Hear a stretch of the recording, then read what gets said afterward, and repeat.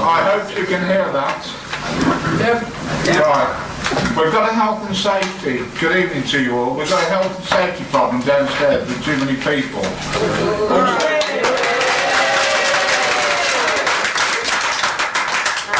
You'll find out that that's not allowed in a minute either as well.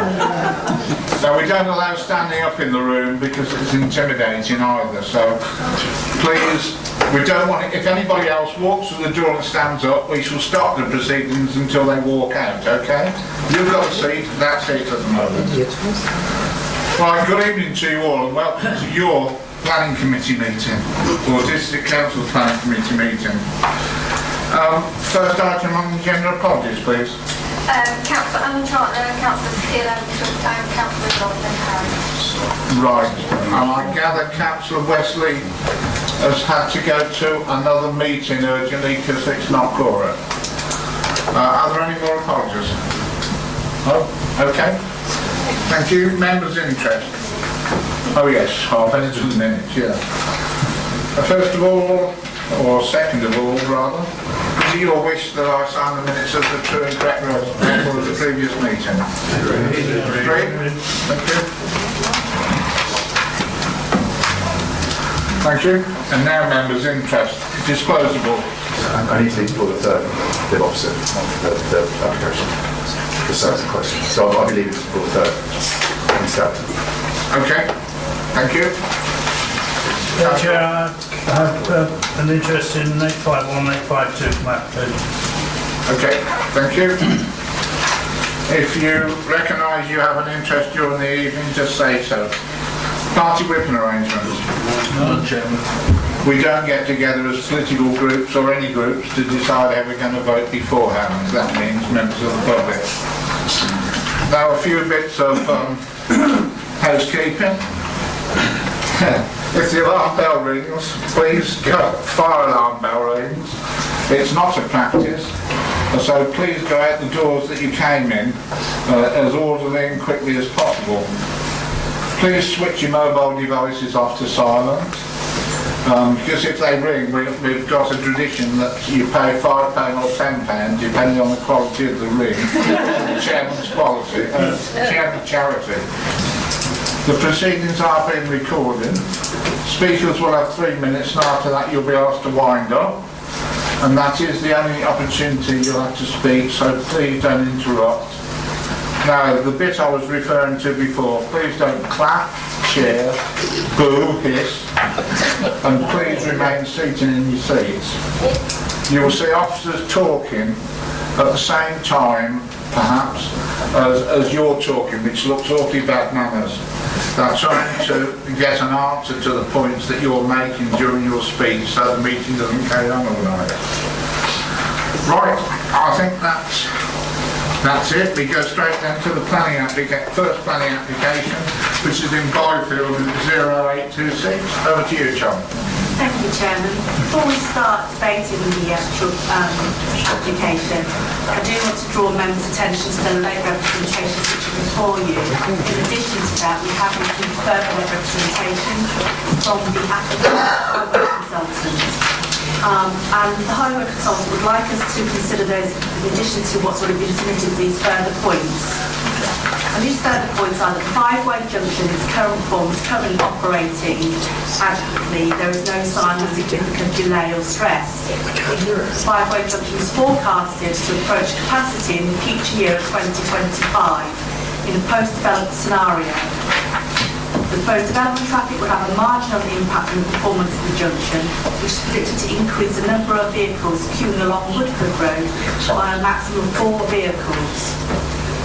The five-way junction is forecast to exceed capacity in the future year of 2035 as a result of the background traffic and not as a result of proposed development.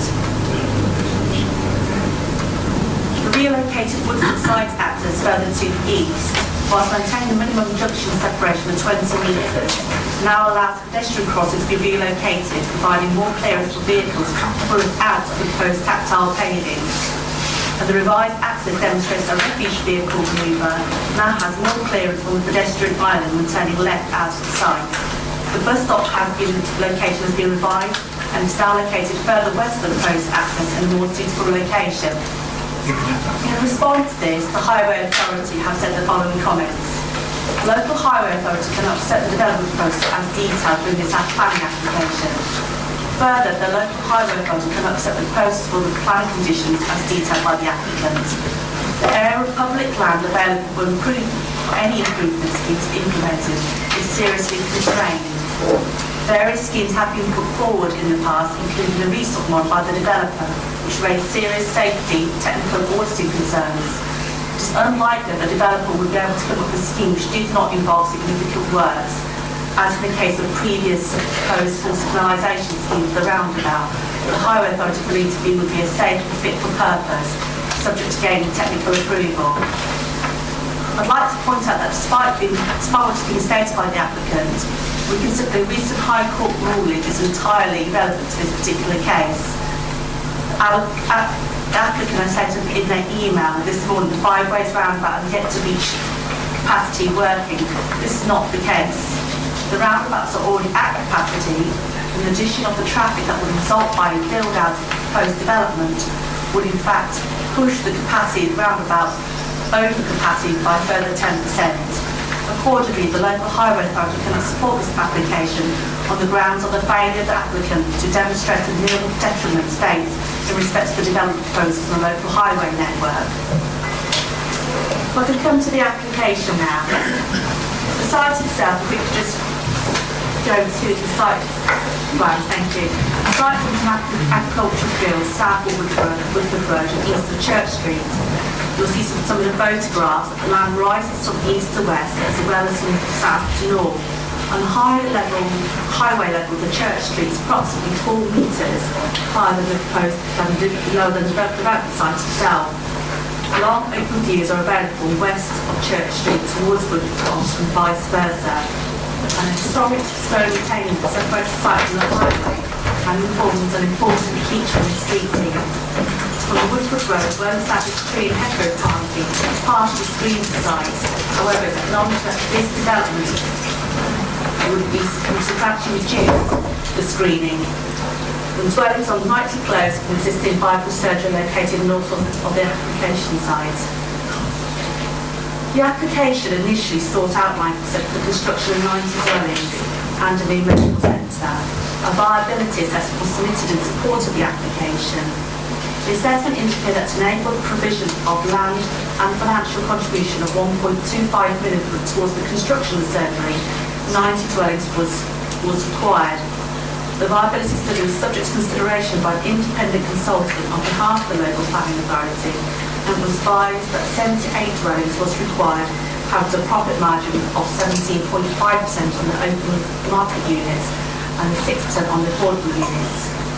The independent consultant concluded that with 78 dwellings it was possible to provide 10% affordable housing, be still in Section 106 compliant in respect of contributions for education, libraries, fire hydrants, broadband, provision of child play areas, young people play areas, allotment indoor youth facilities, management for local communities, and monitoring in accordance with the county key services advice and the district council's infrastructure and development contributions supplementary planning guidance. The original application also sought 2 means of access to be approved, with proposed access in Woodford Road and Church Street. Strong concerns were raised by officers regards to the proposed part demolition of the stone wall within Church Street to accommodate the proposed access and a significant degree of engineering works which would be required to ensure that access will meet County Highway Authority standards. In regard to these conclusions and concerns, the application was revised and now seeks outline planning consent for construction of 78 dwellings and a new medical surgery with means of access for approval from Woodford Road alone. A new pedestrian access is indicated from Knightley Close to the proposed site of the new medical centre. Although an indicative drawing has been submitted to illustrate how the developments may be accommodated on the site, the remaining matters of layout, appearance, landscaping and scale are reserved. I don't intend to repeat the report to you verbatim, but I just want to point out the principal points which are in the report. First of all, we need to look at the principle of the surgery and the housing development. The report refers to development plan policies for rural areas, and these policies state that development will be guided by the rural settlement hierarchy. In this particular case, 5 of 6 identified as a restricted income village within and also a secondary service village. Policies recognise that Byford performs an important role in helping to provide some services and facilities for the local community it serves, and sets out where development would be considered to be acceptable. The policies cite that development would be located in the confines of the village and refers to an intersect confines of the village itself. It's undisputed by applicants and the officers that the application site is located outside the confines, and as such, both elements of the proposal, in the surgery and the proposed homes, will be contrary to this particular criterion. The central part of Joint Core Strategy R1 refers to development outside the confines of the village and advises that development outside the confines of the village will be permitted where it involves the reuse of buildings or in exceptional circumstances where it will enhance and maintain the vitality of rural communities or contribute towards and improve the local economy. The Emerging Part 2 local plan advises that development outside the defined confines will be acceptable only in the following circumstances. Where the housing line of supply is less than 5 years, 3 years where there's a neighbourhood development plan is in place, or where development provides for clearly an identified local need for housing that would need to be identified through an up-to-date housing needs survey. Where a scheme is required to support an essential local service that's been demonstrated to be under threat, or an economic development that will enhance or maintain the vitality or sustainability of the secondary service village. The planning statement submitted in support of the application advises that existing surgeries currently 60% undersized have regard to a patient list over 8,000. It's important to note that within Byford and Woodford, of those 8,000, over 8,000 patients, just over 5,000 live within Byford and Woodford. The document states that without the provision of improved services, the surgery will necessarily close its patient list, requiring all new residents to travel elsewhere for local health services, with possible closure in the future. It is officers' view that the proposed surgery will not be a community facility which is controlled by a public body. The land and the proposed building remains to be in private ownership, and future retention of the site for the purposes currently sought would indeed be dictated by the owners. Equally, based on the information submitted to date, officers are not wholly convinced that the local service which supports under threat. Evidence submitted indicates the current facility is in fact well used and seeks improvement to the services available for a growing patient list which is far beyond Byford Parish and immediate adjoining villages. Nevertheless, officers consider the existing surgery remains to be an essential local service which, having regard to the development plan policies and the NPV, should be permitted to modernise, and this provision would enhance the sustainability of the village. And regard to these considerations, it's considered whilst there may remain to be some conflicts with some policies, it would accord the central part of this joint core strategy, and as a whole would contribute to enhancing vitality of the rural community. However, alongside the proposed construction of the surgery, the application also seeks the construction of 78 dwellings. As mentioned before, it is undisputed by both the applicant and the officer that the site lies outside the confines of the village, and as such, this element of the proposal would contribute to the same policies of the development plan. With the housing being identified as being outside the confines of the village, and by virtue of this consideration, the proposal will be in an open countryside. Safe development plan policies advise that planning permission will not be granted for residential development in a countryside, other than development which includes the reuse and conversion of existing buildings essential for the purposes of agriculture and forestry, or the replacement of existing dwellings. It's considered the housing element of this application would not accord with either of these requirements. The latter part of the joint core strategy policies, which is supported by the current emerging local plan part 2, sets out the circumstances where development outside the confines of the village will be permitted. This latter part advises that Once the housing requirement for rural areas has been met, further housing will only be permitted where it could demonstrate that it would result in environmental improvements, is required to support the retention to essential local services that may be under threat, has been informed by effective community involvement exercise, is a rural exception site, or has been agreed for an adopted neighbourhood plan.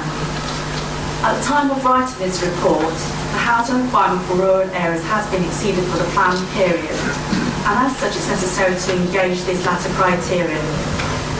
In looking at this criterion, the development would not result in environmental improvements, sited beyond the confines of the village, and development will result in an undesirable extension of the main built-up area and an urban edge with detriment to the immediate environment. Development will not support the essential local service that's under threat. There's no evidence that such service is under threat, but rather the proposed housing will fund the provision of a new medical centre to improve the existing services available. It has been submitted with evidence that a community engagement exercise has been undertaken. The application has not been submitted on the basis that it's a rural exception site, and there is no neighbourhood plan within Bible itself. So whilst acknowledging that the application will bring additional accommodation to the village, it's considered that the proposal regards this element of the application will not meet the necessary tests set out within this joint strategy policy. And therefore it is not considered a case of such circumstances set out within has been made. In any event, the fact that the council has a 5-year land supply and the rural housing type has been exceeded mean there's no necessity to consider such further housing development favourably unless the exceptions are demonstrated. In regard to the above, officers consider the principle of the medical centre may be supported. However, the proposed new dwellings will be contrary to the prevailing development plan policies. Let's draw attention to the heritage and landscape matters. The development plan policies try and seek to ensure that proposals reinforce local character and distinctiveness and have regard to the impact of proposal on heritage assets and the landscape itself. The policies, together with the NPPF's material consideration, requires that harm to heritage assets should be weighed against the public benefits. You'll note from the report that the listed conservation officer, together with the landscape officer, indicates concerns with lack of information to reach an informed decision regarding the potential impact of the proposal, and clear that the current outline application is inappropriate for such a proposal. Comments received from the listed building landscape officer, while recognising the proposed undeveloped area to the south will provide a significant buffer from the historic properties to Church Street, states that the developed area will still cover most of existing open space, and the creation of an arbitrary boundary between the developed and undeveloped areas within the field has its own landscape and visual issues.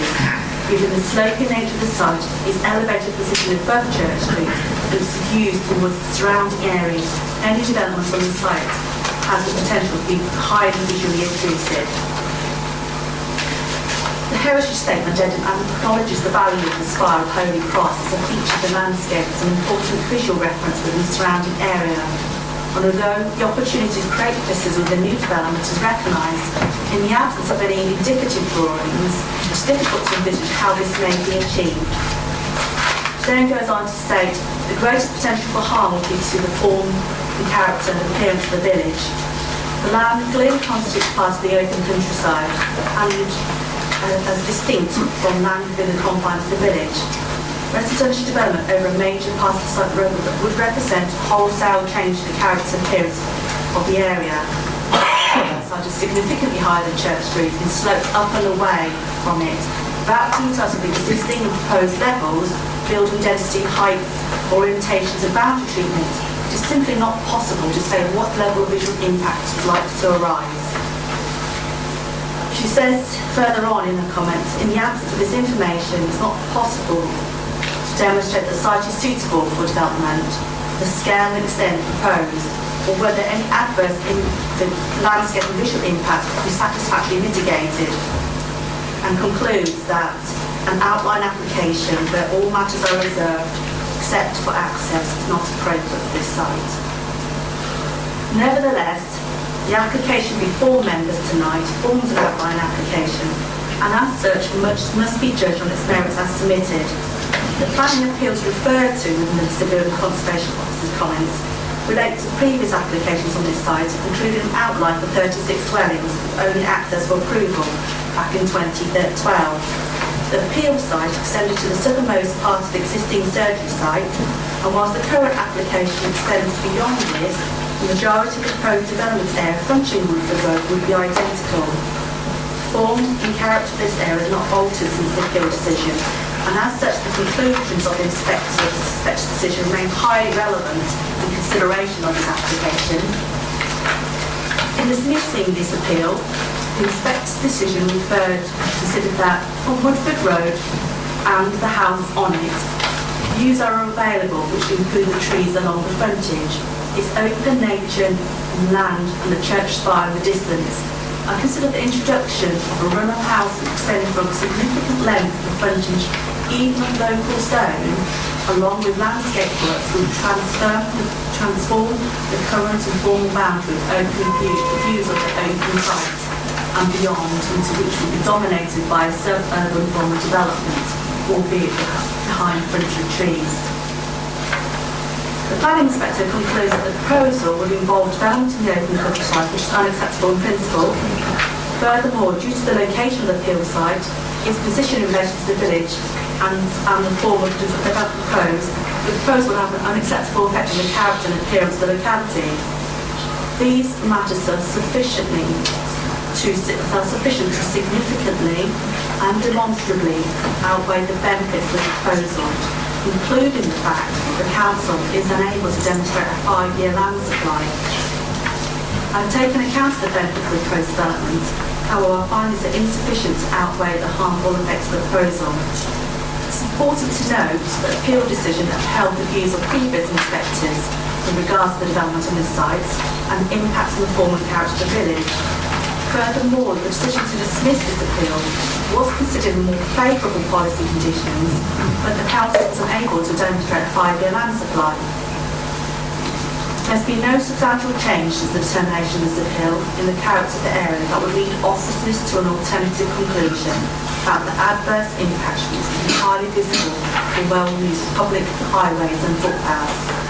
Having regard to the concerns cited by the listed buildings and conservation officer and the landscape officer, together with the considerations cited within the previous appeal decisions, consider that the proposed housing would undoubtedly result in harm to the form and character of the village, contrary to development plan policies. If I could just turn to the highways and transport issues. Development plan policies require that a safe and suitable access is achieved for all users of proposals, and development will only be permitted with the necessary on and off-site infrastructure that is required to support it and mitigate its impact is either in place or there is a reliable mechanism in place to ensure that it's delivered. The NPPM's material consideration also advises that all developments that generate significant amounts of movement should be supported by a transport assessment or assessment that so the likely impact of the proposal can be assessed. Following the amendments, the application now proposes a single access from Woodford Road, and in support of the application, a transport assessment was submitted.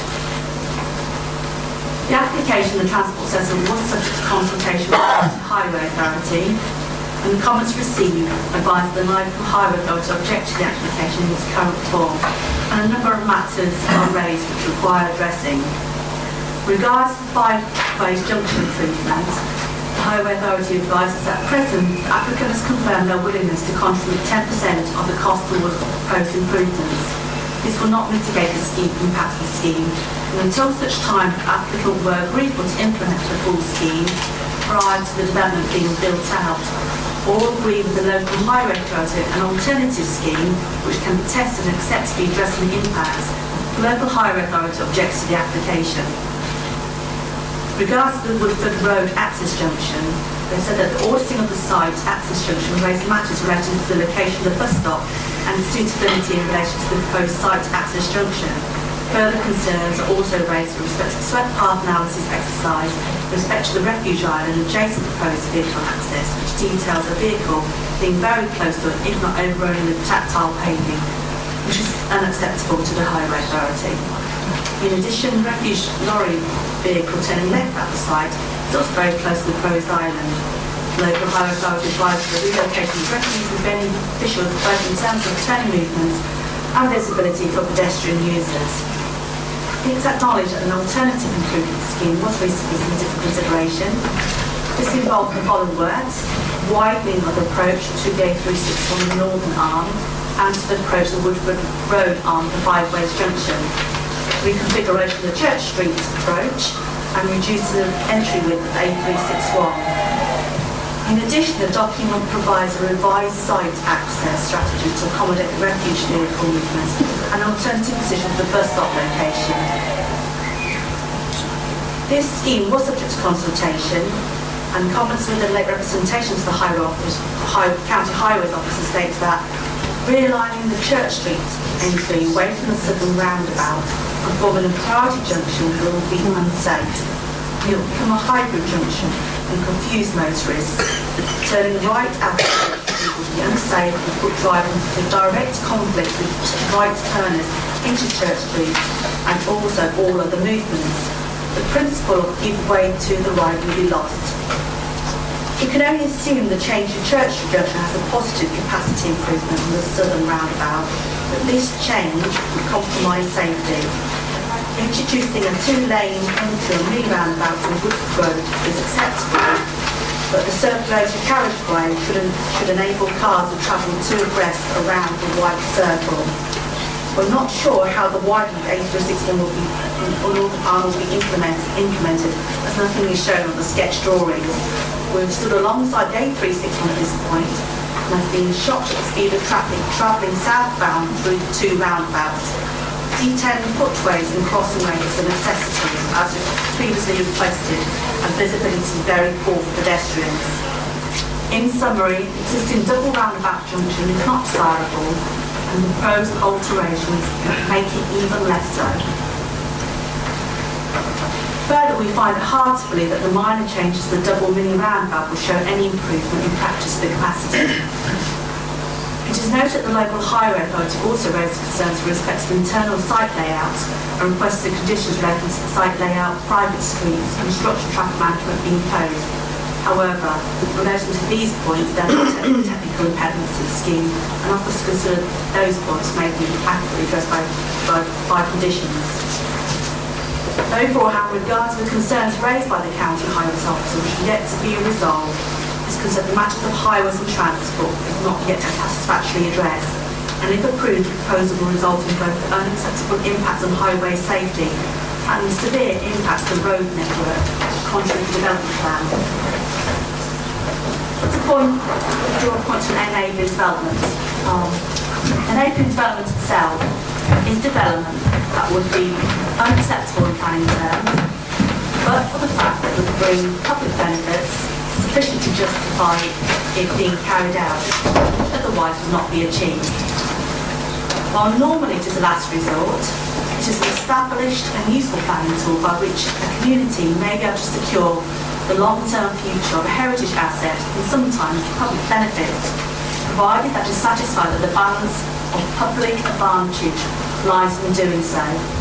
Public benefits are paid by the value added to the land as a result of granting permission for its development. The current application advises the proposed new medical centre cannot be delivered without the development of 78 houses. The report has demonstrated that the proposed dwellings are contrary to the development plan and result in harm to the form and character of the village, which has also been identified in previous appeals of much smaller housing development schemes. Furthermore, matters related to highway concerns and impacts remain unresolved. The principle of enabling development doesn't prevent a developer from making a fair and reasonable return on their investment, but local planning authorities are required to determine what is fair and reasonable return. In this case, a viability assessment was submitted, which was subject to review, concluded that the level of enabling development at 78 dwellings was justified to deliver the site and the financial contribution towards the construction of the medical centre. Though the proposed enabling development fails to provide a policy requirement of 40% affordable housing, the proposed under-provision of affordable housing allows the viability of the scheme and that the policy compliant contributions to be preserved. The The matter of consideration for enabling development is whether the public advantage has been demonstrated in provision of a site for an active contribution towards the construction of a new medical centre, which would outweigh the harm identified in the previous chapters of the report. Officers have recognised that existing surgery provides an important local service which the public benefits, and the existing building is currently undersized. Which acknowledge that new surgery would allow continued acceptance of new patients, which may need to otherwise travel further for medical needs. However, this local service is not currently under threat, but rather it will necessarily close its new patient list if this application is not approved. The planning statement advises the current buildings are able to accommodate these existing patients and improvements if necessary, and there's a possibility that existing surgery will close in the future, which will have a negative impact on the community. While it's accepted the neighbouring development will provide a site of financial contribution, the application is an outline only. With no details of the medical centre related to scale, appearance, layout or landscaping, nor financial costs of constructing the whole surgery. Officers consider that such details are necessary to demonstrate that the enabling development and the contributions proposed will be sufficient to deliver the improved facility sought. In the absence of these details, officers have concerns with certainty that the proposed enabling development would indeed deliver the construction of the new improved medical centre. Furthermore, the site will remain within private ownership, and thus there is a possibility that the land and the buildings may seek alternative uses in the future, with loss of the local service and impacts on the housing remaining. The lack of detail also restricts officers' ability to fully consider the impact on the heritage and landscape, and as such it's difficult to identify the level of harm resulting from these elements, which should be weighed against the benefits of this proposal. However, given the harm identified in previous decisions on appeal from a smaller housing scheme, it's reasonable to suggest that a larger housing scheme, more extensive development, would result in greater harm than previously identified by the planning inspector. In regard to these considerations, this officers feel that the public advantage in the provision of a site and financial contribution has not been demonstrated to outweigh the harm to the heritage and landscape, the form and character of the village, and unacceptable impacts on the highway safety, together with severe impacts on the road network, which at the moment remain unmitigated.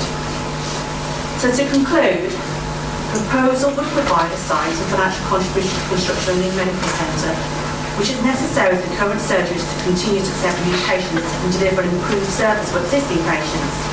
Whilst no details are presented for approval regarding scale, appearance, layout and landscaping, officers consider that the extent of the proposal would ensure that no substantial harm to the hazards would result. Officers consider that there will be some limited harm to the form and character of the village as the site centre confines the village. Their concerns that the proposed medical centre and associated vehicle movements would add to the overcapacity issues in the 5 ways roundabout and compromise the highway pedestrian safety. However, it is also arguable that the majority of patients already use this route, and it would only be new patients that would do this overcapacity. Furthermore, traffic movements associated with this particular use are rarely concentrated, but are spread throughout the day. It is therefore accepted that while the medical centre use would add to the level of traffic movements, this use alone would not necessarily be of such significance to warrant the need for junction improvements requested at the 5 ways roundabout. With respect to the proposed medical centre, it's considered the impacts as identified by the report would outweigh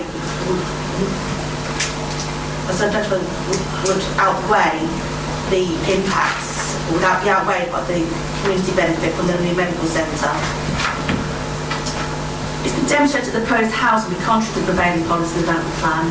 Now, in regards to the previous appeal decisions and small housing schemes, the proposed housing would extend substantially beyond the confines of the village and impede open views into and out of the village, will harm the heritage assets and the landscape, the extent of which cannot be fully identified, and the form and character of the village.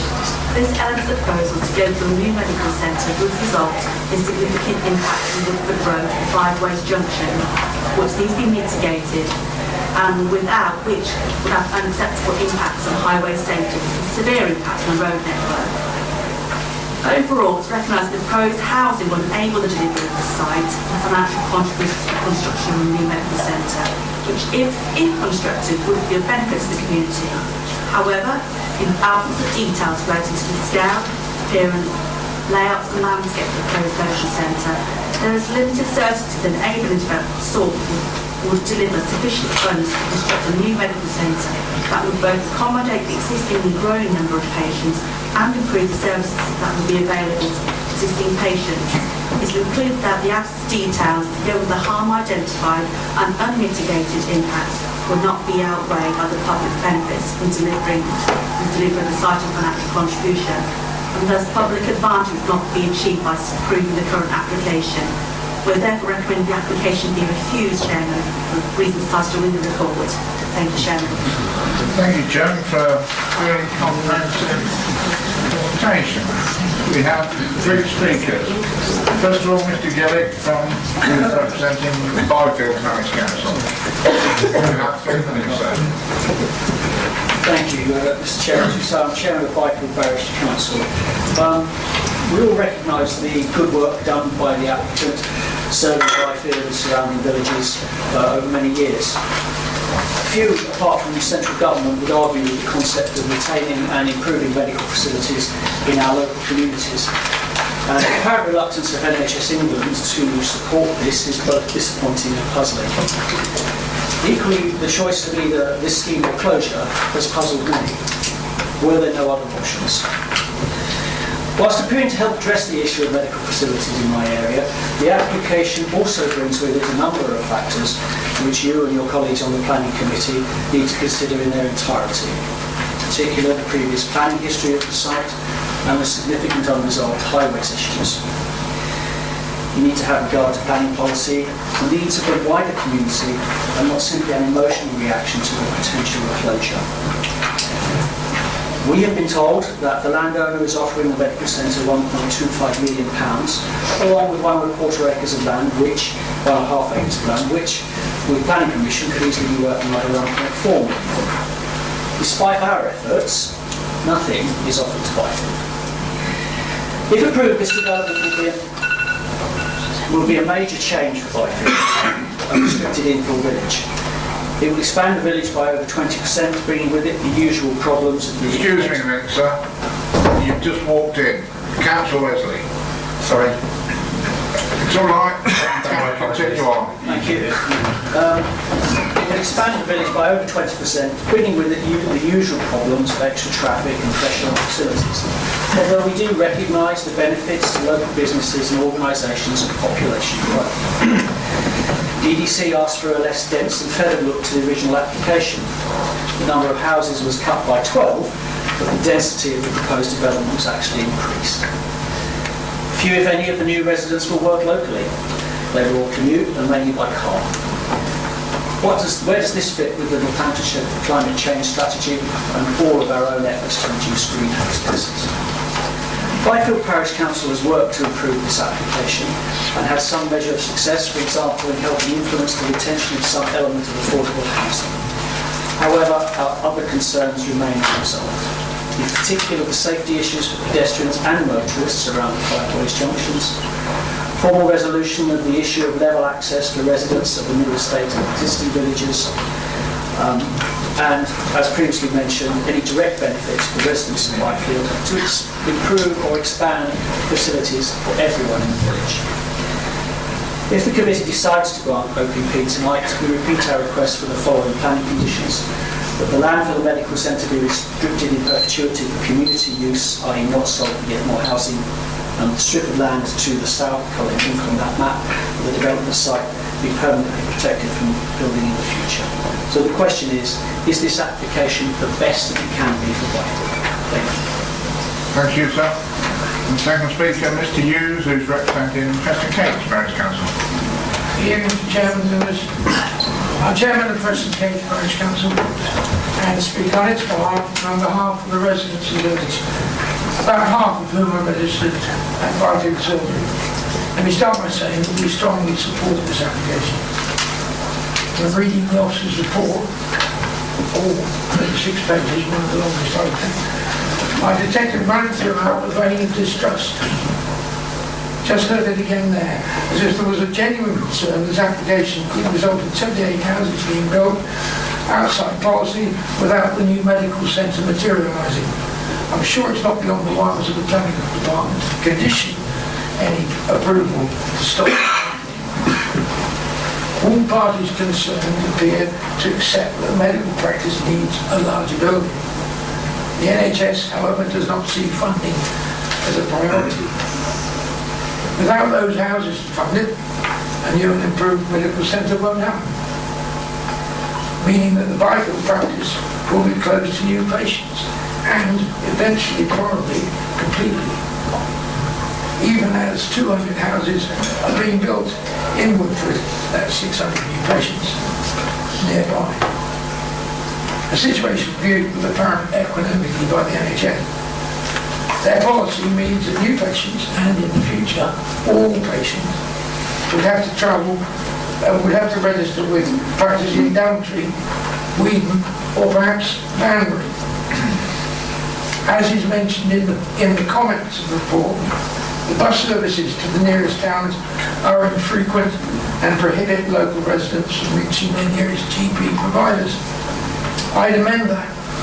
As far as we're concerned, bus services are non-existent. Already mentioned, in these days of eco-awareness, with the buzz, that all-powerful buzzword, sustainability, it seems ridiculous to me to create a situation in which patients have to drive 12 miles there and back to Daventry or Wheaton, rather than 3 miles there and back to Byfield. Or even if you live in Byfield, walking it.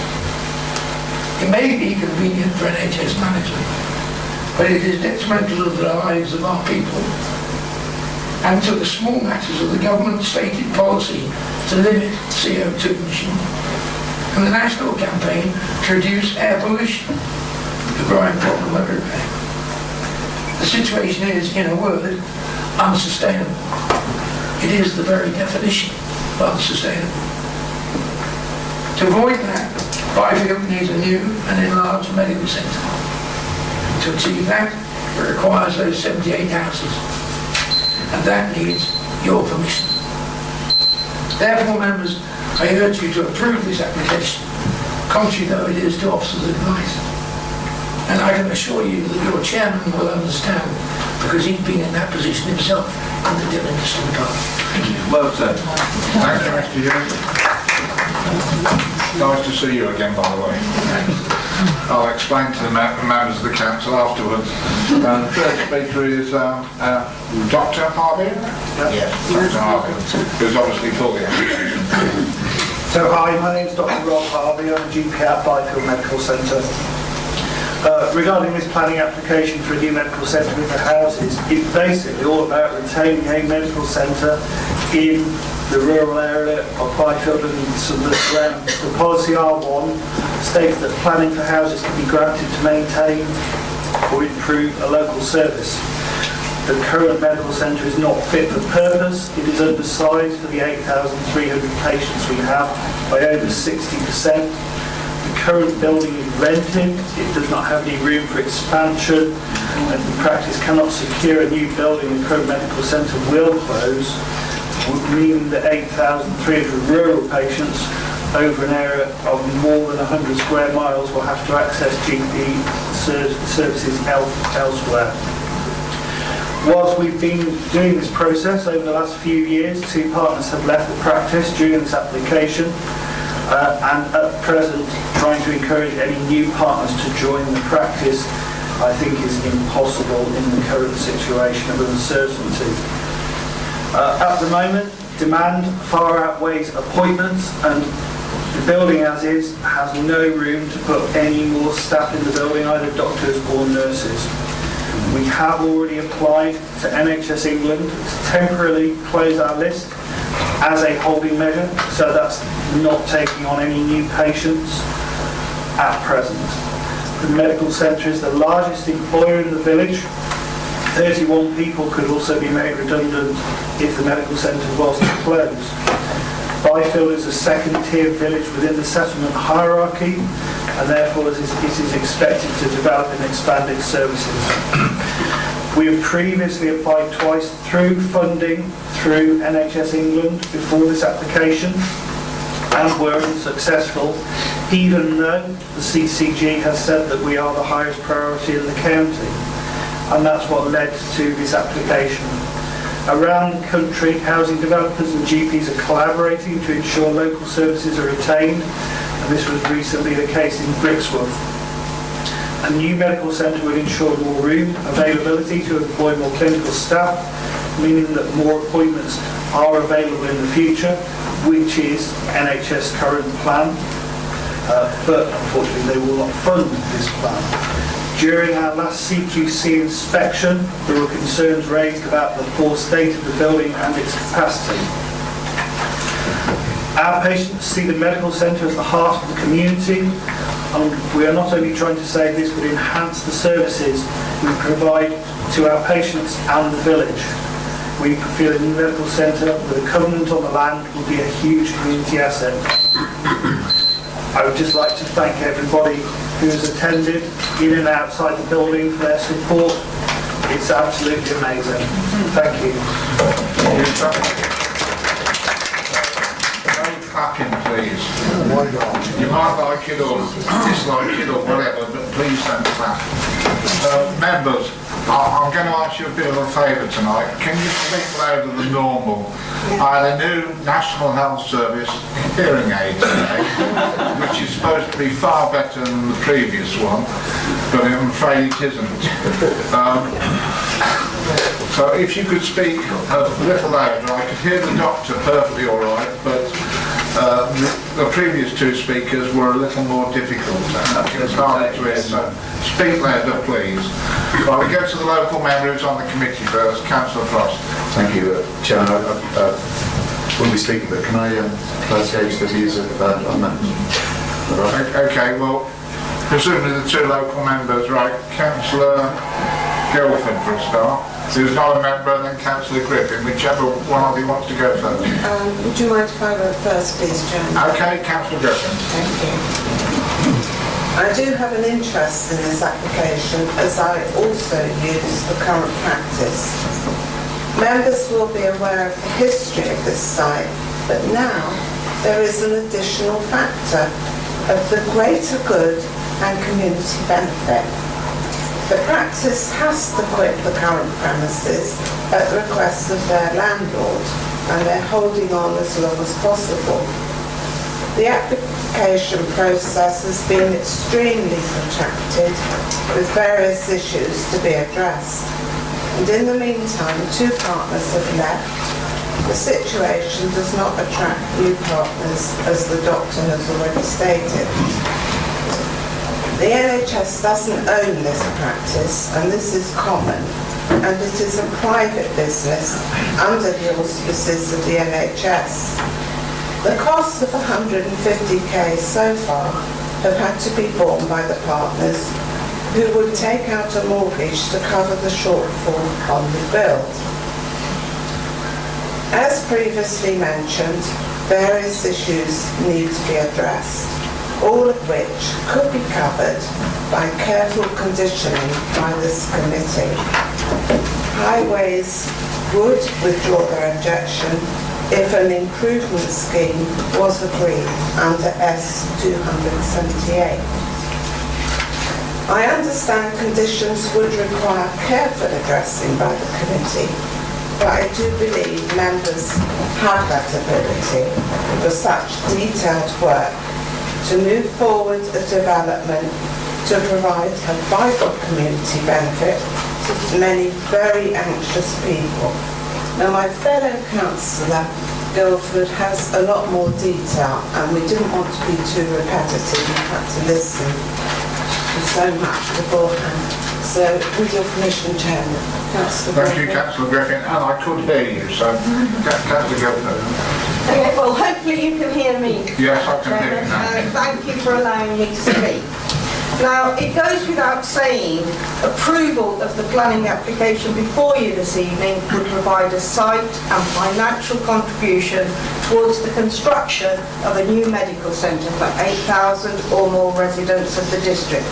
You've heard various arguments for and against this evening. You have before you a committee report recommending the application not to be approved. However, I would like to be a mythbuster. I would like to give some clarity to you all and clear up some various anomalies. Myth 1, sustainability. The surgery will close if a new building cannot be facilitated. When? I don't know, but it will close. I reiterate that, and you've heard it from the partner this evening. It is not sustainable going forward. Myth 2, information. The report states, while no details are presented for approval regarding the scale, appearance, layout, etc., that the extent of the proposed site would ensure that no substantial harm to heritage assets and landscapes result. I quote from page 1. In addition, this is outlined. Further information would become more visible as part of the detailed application. Myth 3, harm. The report on page 2 states, with respect to the proposed medical centre, it is considered that the impacts as identified would be outweighed by the community benefit that would result from a new medical centre. To clarify, there is more benefit than harm. Myth 4, highways. Slightly confused here. The planning application will not result in significant impacts on the Fairways Junction, as the applicant, and I'm not sure this was read out as a late representation today, has said the applicant will deliver the full highway improvement scheme or a scheme otherwise agreed at the Five Ways Junction, with the phasing and arrangement to be agreed with NCC. The improvement scheme to be secured via a Section 278 agreement. I'm not sure that's so clear, but can I ask you to think of the photos we saw earlier, where was there a lot of congestion? I drive that way myself. Yes, admittedly some, but the photos speak for themselves. Myth 6, the parish councils are against the development. Several parish councils support them, and one is against. However, Byfield are only against the development on the basis of principles of mitigation. They're concerned regarding the number of points. Their points could be addressed through conditions. Regarding stakeholders, page 13, NCC archaeology support with the imposing of conditions. Page 13, ditto for the flood authority. Page 14, Natural England support, as they consider it is unlikely the scheme will have a detrimental effect. Page 14, NCCG support. Page 14, DDC local strategy. It is considered the proposal will meet the exceptional circumstances test. Page 14, DDC landscape officer. The scheme has been altered in order to address any issues raised. Page 16, the conservation officer comments were interesting and make suggestions regarding the current building. Partners are a tenant. They have no control over the current building. Let's get this into perspective. The current building was 2 bungalows that started life decades ago. Page 17, both our local MPs support the scheme. Myth 7, the residents do not want the scheme. You've seen the support here this evening. So my myths 1 to 7 have been busted, I hope, and that leaves myth 8. But before I go on to that, can I just highlight from the case officer's opening speech this evening, there has been consultation, there has been negotiation, the plan has been altered. This is a secondary service village. I understand that it is a secondary service village that is there to help retain, that's what a secondary service village is, to retain services. They're the highest employer within the area. Again, photos didn't show congestion. Previous appeals, we've got apples and pears here. Previous appeals did not offer a community benefit. This one does. So the arguments of the previous appeals do not stand, in my opinion. As I say, I would like clarity on the email that the application they have offered to fund the highways issue, that would go away. Yes, nothing's offered to Byfield, but, you know, it's not an open checkbook. You can't build a medical centre and give thousands of pounds for other schemes as well. In the Preston Cates representation, it said patients would need to register in Daventry. The Daventry surgeries are not of an obligation to take patients from outside their own areas. So these patients are displaced. So finally to my final myth 8, deliverability. The report states there is limited certainty that the enabling development sought would deliver sufficient funds to construct a new medical centre. What I can say, without doubt, is that if not approved this evening, the current centre will close eventually and 8,000 patients will displace. So whether if you continue with taking officers' advice, either way, it will eventually close. It's not sustainable. You read in the papers every day about practices closing. So to summarise, the report has concluded the proposal would provide a site and financial contribution towards the construction of a new medical centre, which is necessary. Yes, no details are presented for approval regarding the scale. This is outlined. It can be dealt with detailed. Officers are concerned regarding vehicle movements. Well, hopefully you've heard me say this evening that the applicant, and we should have had an email today, have offered to fund that as part of the application. They consider the impacts identified will be outweighed by the community benefit. I think it's for you members to decide on whether the benefit outweighs the harm. As I say, highways have been addressed. Hopefully my myth busting and the arguments you have heard have gone some way to persuade you to go against officers' advice. So the only way forward in my mind to retain medical services this evening is to approve the application under some form of enabling development. Thank you for listening to me, and hopefully the local vote that you've heard this evening from residents will help you decide and deliver the scheme. A scheme where the benefit outweighs the harm. Thank you. Thank you. I'm going to let the officer whose report you're suggesting has got this in it answer that. First and foremost, just want to advise members that officers are not informed that the practitioners have been given notice with respect to their current premises, and obviously that would carry some weight in consideration of their application. Regards to the myths, I think there is some confusion about the impacts. What the report identifies is, it first identifies impacts of the proposed surgery, and then it identifies impacts of the housing plan itself. And what it just says is that, given the extent of the site itself for the proposed surgery, that there would be limited impacts on heritage and landscape, because the site itself doesn't extend beyond the house and items wearing, nor does it extend towards wood living upwards to a significant degree. So given the limited size of the site for the proposed surgery, that with regards to surgery alone, there will be limited impacts on the heritage landscape. Equally, officers have identified that if it was the surgery alone, it was arguable that the level of traffic movements associated with the use of the surgery would not be significantly greater, because those patients already exist. Those patients already use that route, and it'd only be the introduction of new patients that would add to it. But officers feel that the new additional patients would not add to it to such a significant degree that the 5-way roundabout improvements would be required. However, what officers all equally identify and have made comparisons to is the impacts of housing development. and we've referred to the housing development and the concerns which were raised by the inspector in dismissing those 2 appeals on the sites for housing schemes which were much smaller than 36 dwellings.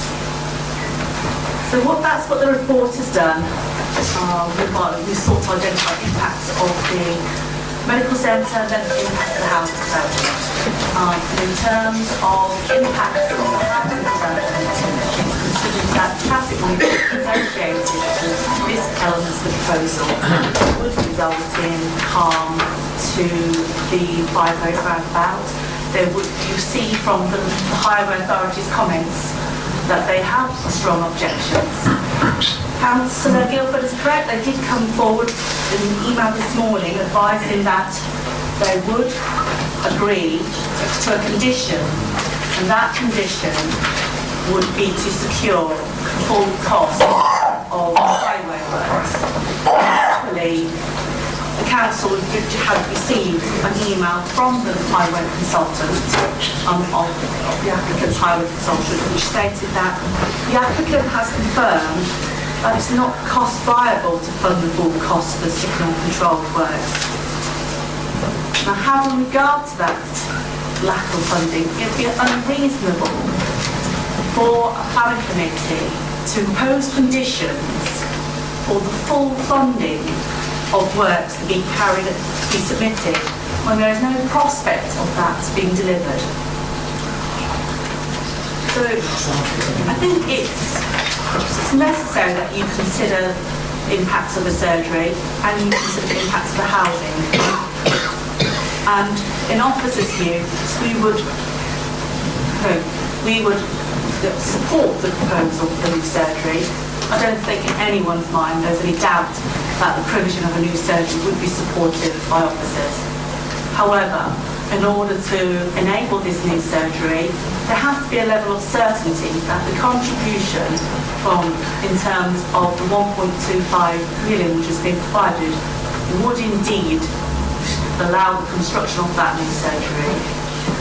Fundamentally, at the end of the day, it would be the 78 houses which are being constructed to allow that funding, but let's not forget that 78 houses are not without profit margin either.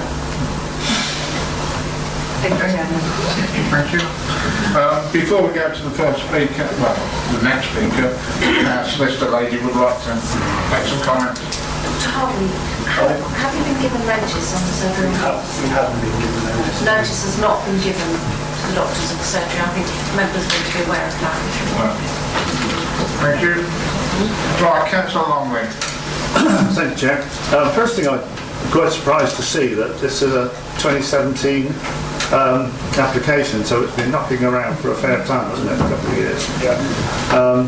Well, I've had a number of emails, as I'm sure everybody else has, persuading me to go one route or another on this particular application.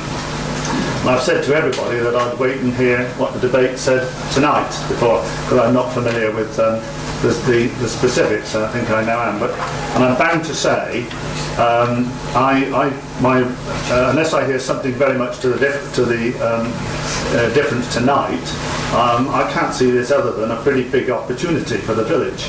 And unless I hear something to the contrary, then I'm certainly going to vote for it, for the application. And there's no local demand. Well, I think there probably is. I've come to the roundabout. Joe's covered most of the details, so I won't duplicate that. The capacity on the roundabout, I go through on a fairly regular basis, and I can't see that at all. I mean, I've never seen it. I've never had a problem there. It's not in the village envelope. Well, it looks like it should have been anyway, perhaps, I think. And pretty close to the centre of the village, it seems to me like a good option. So I'm concerned about the worry about the houses. I mean, it's a little wonder we haven't got enough houses in this country if there's a good opportunity again. So at the moment, unless I hear something very much to the contrary, it will get my vote for. Thank you. Councillor James. Yes, thank you, Chairman. I'm minded to think that I've considered this application a couple of times before in the past, and I think another officer did at that time. On the first occasion, when it came before us, I think I was in a minority of one in actually proposing that we accept the development on this site. And because I did that then, when it came round the second time, I thought I'd be consistent, and I did it again. I voted in favour of developing that site.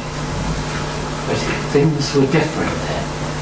The applications that we had in the past were for very smaller, much smaller developments, I think 35 houses or something like that. And I think there was a little incentive with certainly one of the applications. I'm minded to think that there was a pocket park or something to be included, or there was some additional piece of land to be included.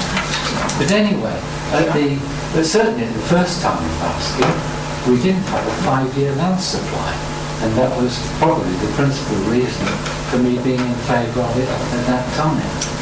Today, we do have a 5-year land supply, and I think it would be very contradictory of us to vote to accept development for 78 houses on this site, plus the medical centre, now, when we turned it down twice before in the past, when there was a less intensive development, and we had good cause then, because of the land supply situation, to actually approve the application. There are landscape concerns through the conservation officer. There are highway concerns here. There is the concern over who will own this land upon which the medical centre is going to be built. When the development is complete, is the medical centre going to be gifted to the people of Byfield through some form or another, or is it going to be left in private hands so that one day it may well cease to be a medical centre, it can be sold for public purposes. That's a possibility. That is a possibility. I'm not saying that will happen. It could happen. So, all in all, I think we have to go with officers' advice this time and reject the application. Lovely for a medical centre to be provided. Is that a proposal or not? Yes, I will propose that. I'm not putting words in your mouth, I'm asking whether it is or not. Yes, it I is. will propose that. Right, do you have a seconder? At this moment, yes, you do. Vice Chairman, would you like to say anything now? No, not at the moment, thank you. Okay, well you reserve your right. Please. Just put your hand up and you can speak. Councillor Ritchie. Thank you, Chair. When I put out my hand up a moment ago, it wasn't to second the motion, but on the other hand, I would like to listen to a lot of more debate before I come back to deciding how I vote. So let me continue. What is good about tonight is that there are so many people that have actually turned up to support something that is important to them locally. I spent a long time arguing that we ought to have more involvement in politics and in local politics, and people are here. I expect that there is almost unanimity within this room, the people outside, over support for the idea that Byfield needs a medical centre, it needs a decent functioning medical centre. I think on that we can all agree. And I find it slightly frustrating that when we meet as a planning committee, we are not allowed to digress into other issues that the DDC ought to be talking about. I think that we need to relay back somehow. We might not be able to do it formally as a committee, but we'll relay it back to DDC that it needs to sort out how that medical centre is going to be preserved and maintained for the future. I do, however, find it slightly surprising to hear the concerns about viability in the future of the centre. Now, if you run a corner shop, nobody ever complains that they've got far too many customers. What is the difference if you have got a medical centre? You need more premises if you're going to run everything, but it just strikes me that that doesn't seem real. Now, we're now told that it is not the case. I've been told it was the case from one of our colleagues on this side of the chamber. We were told that that there was notice had been served on the centre.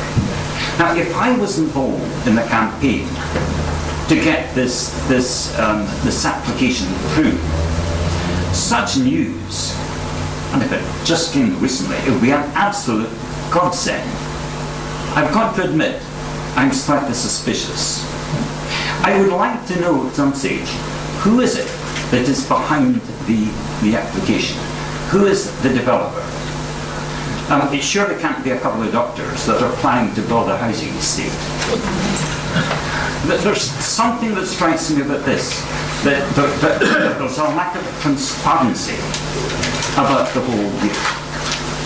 Why should the people of Byfield be told that yes, you will get a brand new medical centre, but only if you allow us to make huge profits out of building in a field that has been put outside the village, since it's not really there for development? I think that I know there are difficulties in how you separate these two issues, but I would hesitate. Well, I simply wouldn't use the word blackmail, of course, in a context like this. But there are many others that might be tempted to think that that is exactly what is going on here. I think there's something about this that stinks. I don't like it. Now, I think it is important. I think that is important that that we need to actually find a way forward. I would even be open to proposals if they arrived at some stage in the future that had a much more flesh on them. I know it is an outline planning application that is being made, but there is that talk about, instead of having 40% affordable houses within development, it is only going to be 10. Well, medical centre or no medical centre, I would always oppose an application that was only going to put forward 10% rather than 40%. It has been mentioned before, where are these people actually going to go?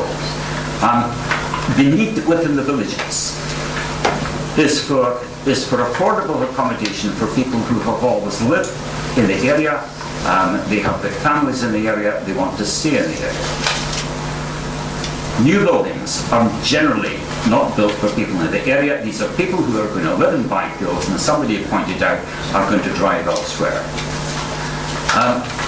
That is why I assume we have policy plans. I just do not see the justification for saying that we are going to have, we're going to build all these houses in a bit of land that does not even come in to the district council's own plan for the area. I need a lot more convincing before I could possibly support this application. Thank you, Councillor Ritchie. I noticed you stood up as a local member there. Did you wish to say something quickly? Yes, I would ask the councillor to withdraw his remark about the stink in this application. I do not consider it acceptable in this council chamber. Unfortunately, he's entitled to his opinion, but I accept, and everybody in the room accepts, what you're saying, I'm sure. But he is entitled to his opinion, so I can't rule on. If he wants to use that word, he can use that word. Can I just add, Chair? I still think there's something that to me stinks. Right, Councillor Cribbin, did you want to speak? I thought I saw your hand up or not. It was me. No, it was my fellow councillor. I will speak at some point, but not on stage. Right, Councillor Robertson. Thank you, Chair. Basically, I started off by thinking that I'd like to support what Councillor Ritchie said, and then as he went on, continued with his views, I changed my mind. He started off by saying that the community needs this and that, and of course it does. And that he thought that notice had been served on the current practice to quit. Is that actually the case, by the way? Can I say that we didn't say that? That was No, I don't think so. over there. I said they'd been asked to. Well, Not a notice. the clarification was no, I think. That's what I thought. Anyway, nonetheless, it has little bearing on this. One surgery closes or opens. It has no bearing on any of the toings and froings. That particular thing, the only thing that affects it is the additional capacity that the surgery will have. Now, Councillor, as you also was alluding to the fact that nobody thinks there's a difference between a doctor's surgery and a corner shop. Actually, both serve similar roles in some ways. They're both services to the community. And it is a strange fact in this country that basic health services, or what they call primary health services, are actually provided on a profit-making basis. I don't know why that is. I have no idea why the National Health Service don't take it upon themselves, although they do provide a lot of funding. They don't. The doctor's surgery is in fact a private business. Weird, but there you are. That's what it is.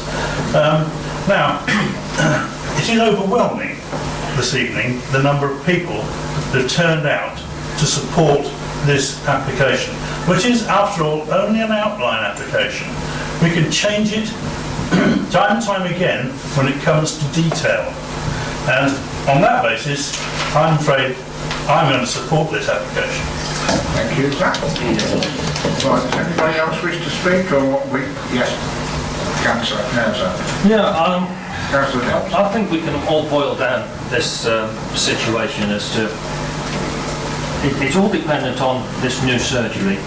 And to my mind, where I've not seen the evidence as to why is the existing one under threat. I know we've had comments around the room, but I just wonder whether the correct way to go with this is to say that in principle we do not dislike this development because it finances a new medical centre. But to my mind, I don't feel that the requirement for a new medical centre has been proven. If the existing one is going to close, why is that? We've been told that it's not actually under threat of closure. Would you like to come to my critical room? Sorry. The doctor, I am not hostile to this, but I'm trying to get some sensible justification for it. That if the doctor's surgery has already lost 2 partners, and I understand this is a common issue with lots of surgeries, why is a new medical centre going to be sustainable? And why is that going to work? Presumably it will be a bigger practice, will require more partners. Where will these partners come from? Why can you attract them to the new surgery and not the current one? These are lots of questions, and it's all fundamental to this planning application. My preference really would be to actually defer this decision until we've had some decent evidence as to why the new practice was needed, because I don't feel that it's in this application. Councillor Cribbins. Thank you, Chairman. Just like to say, we've heard tonight that obviously that medical centres are trying to expand across the district. I mean, Brixworth has just had a new one. The ward I represent in Malton is trying to get a new one. There's a couple of questions first I'd like to ask whether officers can satisfy me with regard to obviously we're told at the moment we had that there was it always the case that there's been 4 GPs there and they've lost 2 and they're down to 2. Are they considering with this new medical centre to increase the number of GPs from that 4? Because the reason I ask is because from a technical point of view, which may not be a planning issue, but in my village of Malton, we're finding that NHS England will, even when the funding is agreed and everything's in place, they will not agree to that to go forward because of the ongoing cost to NHS England on the basis of additional GPs, even more cost coming from them. They haven't provided that, therefore it wouldn't happen in any event. Now, I'm not saying this is the case here, but I'm just trying to get clear in my mind where we are. I'm in two minds here because I'm very supportive of medical services. Maybe I should raise an interest here and say, well, actually, I currently work for the NHS in a big hospital setting. So I know full well exactly what we need. We do need GP practices and we need them locally. I'm slightly, I suppose, concerned about the amount of housing we're going to have foisted upon us in order to provide such a service. I really, really would like to support the medical centre, but I'm weighing up in my mind at the moment, and I still haven't made a final decision about whether we should be sort of like push down the route of having to accept so many houses in an area where we've already dismissed this and had it upheld on appeal twice. And I know the situation is different, and I'm trying to work out in my mind, is the harm of those extra houses outweighed by the benefits of this medical centre? Now, everybody here tonight would say, of course it is. And I would say, I'm leaning down the road of, it probably could well be, but I still need a bit more information or a bit more to convince me to say, why should we have to accept all these extra houses purely to put forward this medical centre? And I appreciate, is there some other application? We have to actually deal with this application on the merits of what's before us this evening. We don't, we can, as a committee, say we fully support this medical centre, but we don't think this particular application is the one that which should carry it forward. And I know it's been going on for probably best part of 3 years now. It's a shame we've not been able to get something that's a bit more acceptable for the officers and I don't know whether there is a balance there that the officers would, whether the applicant has put forward further plans that could be more acceptable. It's a lot of down to financials really, I suppose, as to whether the developer is prepared to put forward a scheme that is on a smaller basis in order to be able to produce what the local community want and need. It's a very difficult one, and I'm really in a quandary tonight as to how I go forward and vote. It's a difficult one for us tonight, and I hope the people really appreciate that the majority of the councillors on this committee would fully support that medical centre. I'm pretty sure. It's a case of whether we are prepared to have to put up with these extra houses. And I don't know what the people's view locally in the village would be. Are they sort of like resigned to the fact that all these extra houses are having to come in order to produce a medical centre? Or are they fully happy about that? Or are they just gritting their teeth and saying, we want our medical centre, we'll have to just accept it? Would they put pressure on the developer to try and produce some sort of a scheme that would be more acceptable to them? I don't know. Thank you, Councillor Greer. Councillor Matten.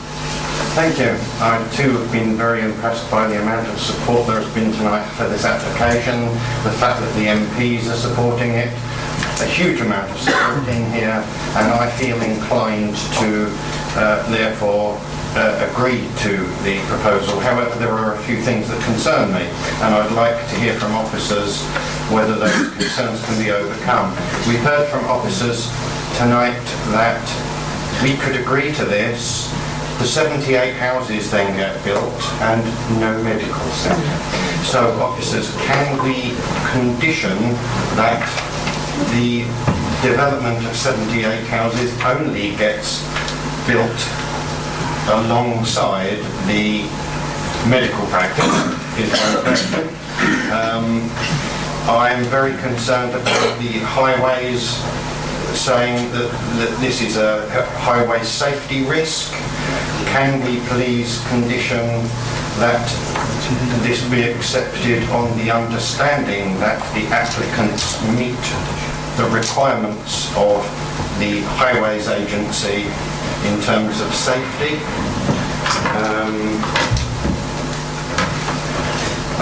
Byfield Parish Council had a couple of conditions as well that I thought it was worth our adding.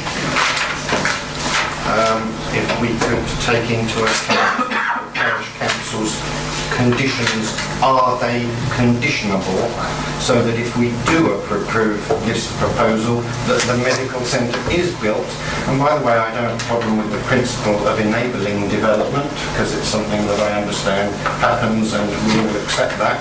And I also understand that the developers wanted to actually build 90 houses, but council officers had somebody look at that proposal independently, who then said, actually, you only need 78 houses at a reasonable profit margin to enable you to be able to build this medical centre, and therefore it was reduced, to answer the comment of the previous speaker.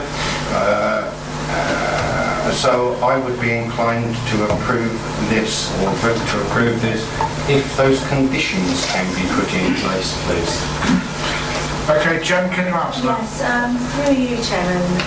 The level of certainty in terms of the construction of a medical centre alongside the houses would be subject to a Section 106 agreement, and officers would have to identify what level of enabling development would have to be delivered in order to deliver. I don't know whether they would be the medical centre equally delivered at the same time. Let's not forget that the point of the houses is that there's a level of housing that's required in order to provide sufficient funding for the 1.25 million towards the construction. Now, at this present stage, officers are not party to any of those details in regards to the construction of the surgery, with known as this financial contribution. So our uncertainty is whether or not the 1.25 million would fully contribute towards surgery which is sought by the practitioners. We've had regard to surgeries at Brixworth, and we've had regard to the surgeries at Guilsborough. We can say that they were built in the region of 1.25 million. But however, if we have regard to the indicative scheme which has been presented before members tonight, you don't have the information to demonstrate that that particular scheme can be delivered. We don't fund that funding. So I think officers' main concern about the uncertainty is the level of information provided to us to demonstrate that a detailed surgery proposal can be delivered by 78 houses.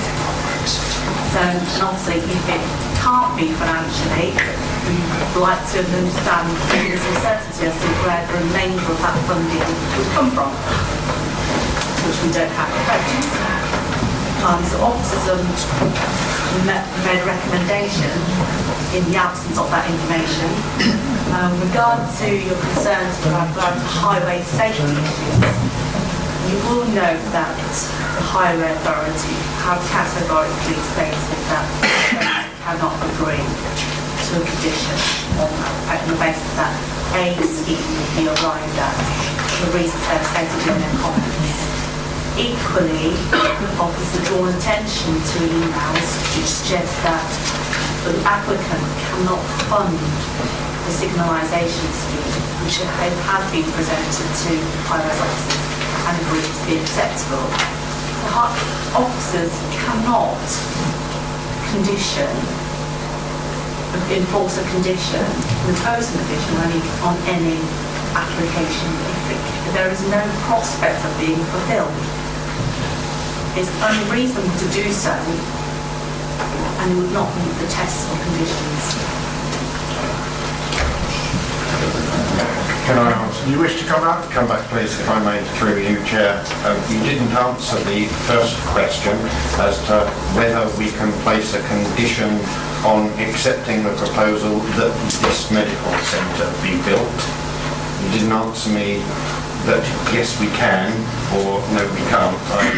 I heard what you said and understood everything that you said, but I felt that you didn't answer my question.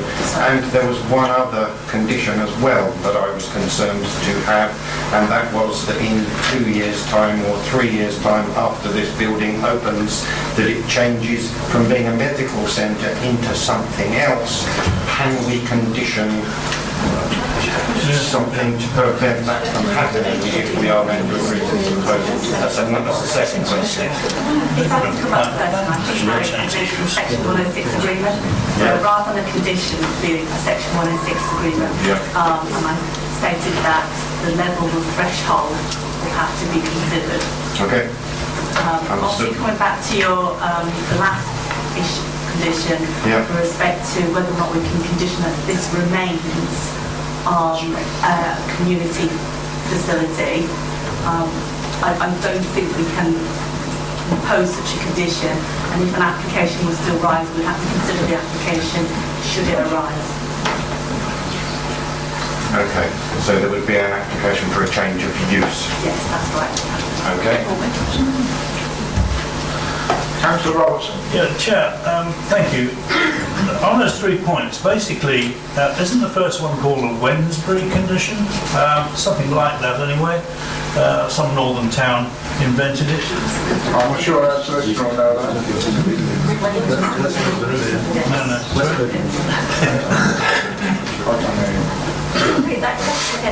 There is a condition whereby we can, I can't remember the name of it exactly, whereby we can apply after a certain amount of occupancy the development of the enabling of the medical centre goes ahead.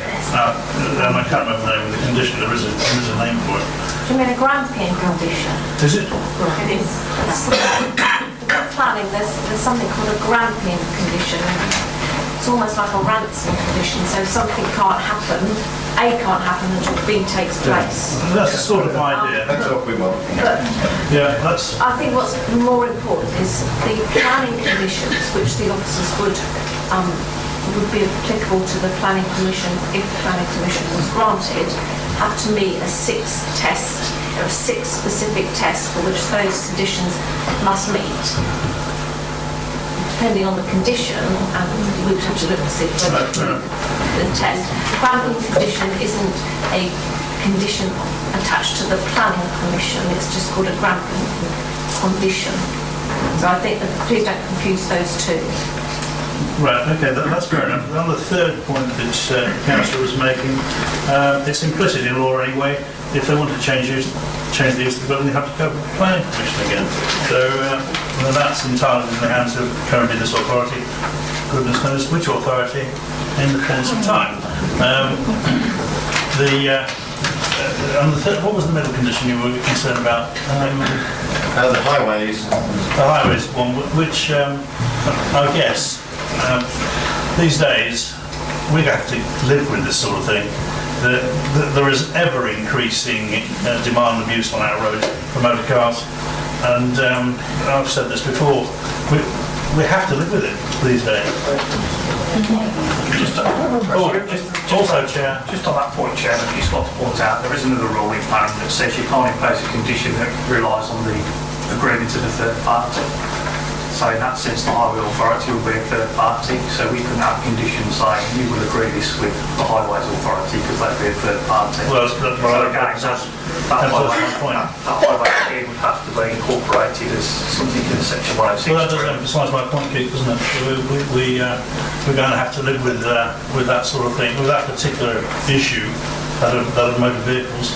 And the other thing was, I don't know when I previously spoke, you may have got the impression that I was against the idea of private enterprise. I most certainly am not. I think the enabling development is the only way forward in this instance. We have no money to spend on the sort of things that we need, unless they're enabled by some profit-making scheme. Thank you. Councillor, I've got a couple more councillors to speak. Councillor Smith, and then Councillor Ritchie, and then I should be looking to wind it up. So, Councillor, unless the local member wishes to speak. Councillor Smith.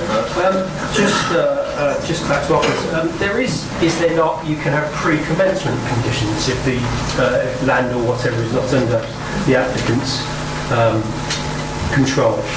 For example, if you had to do works on highways, for example, to enable works. Is that correct or am I wrong?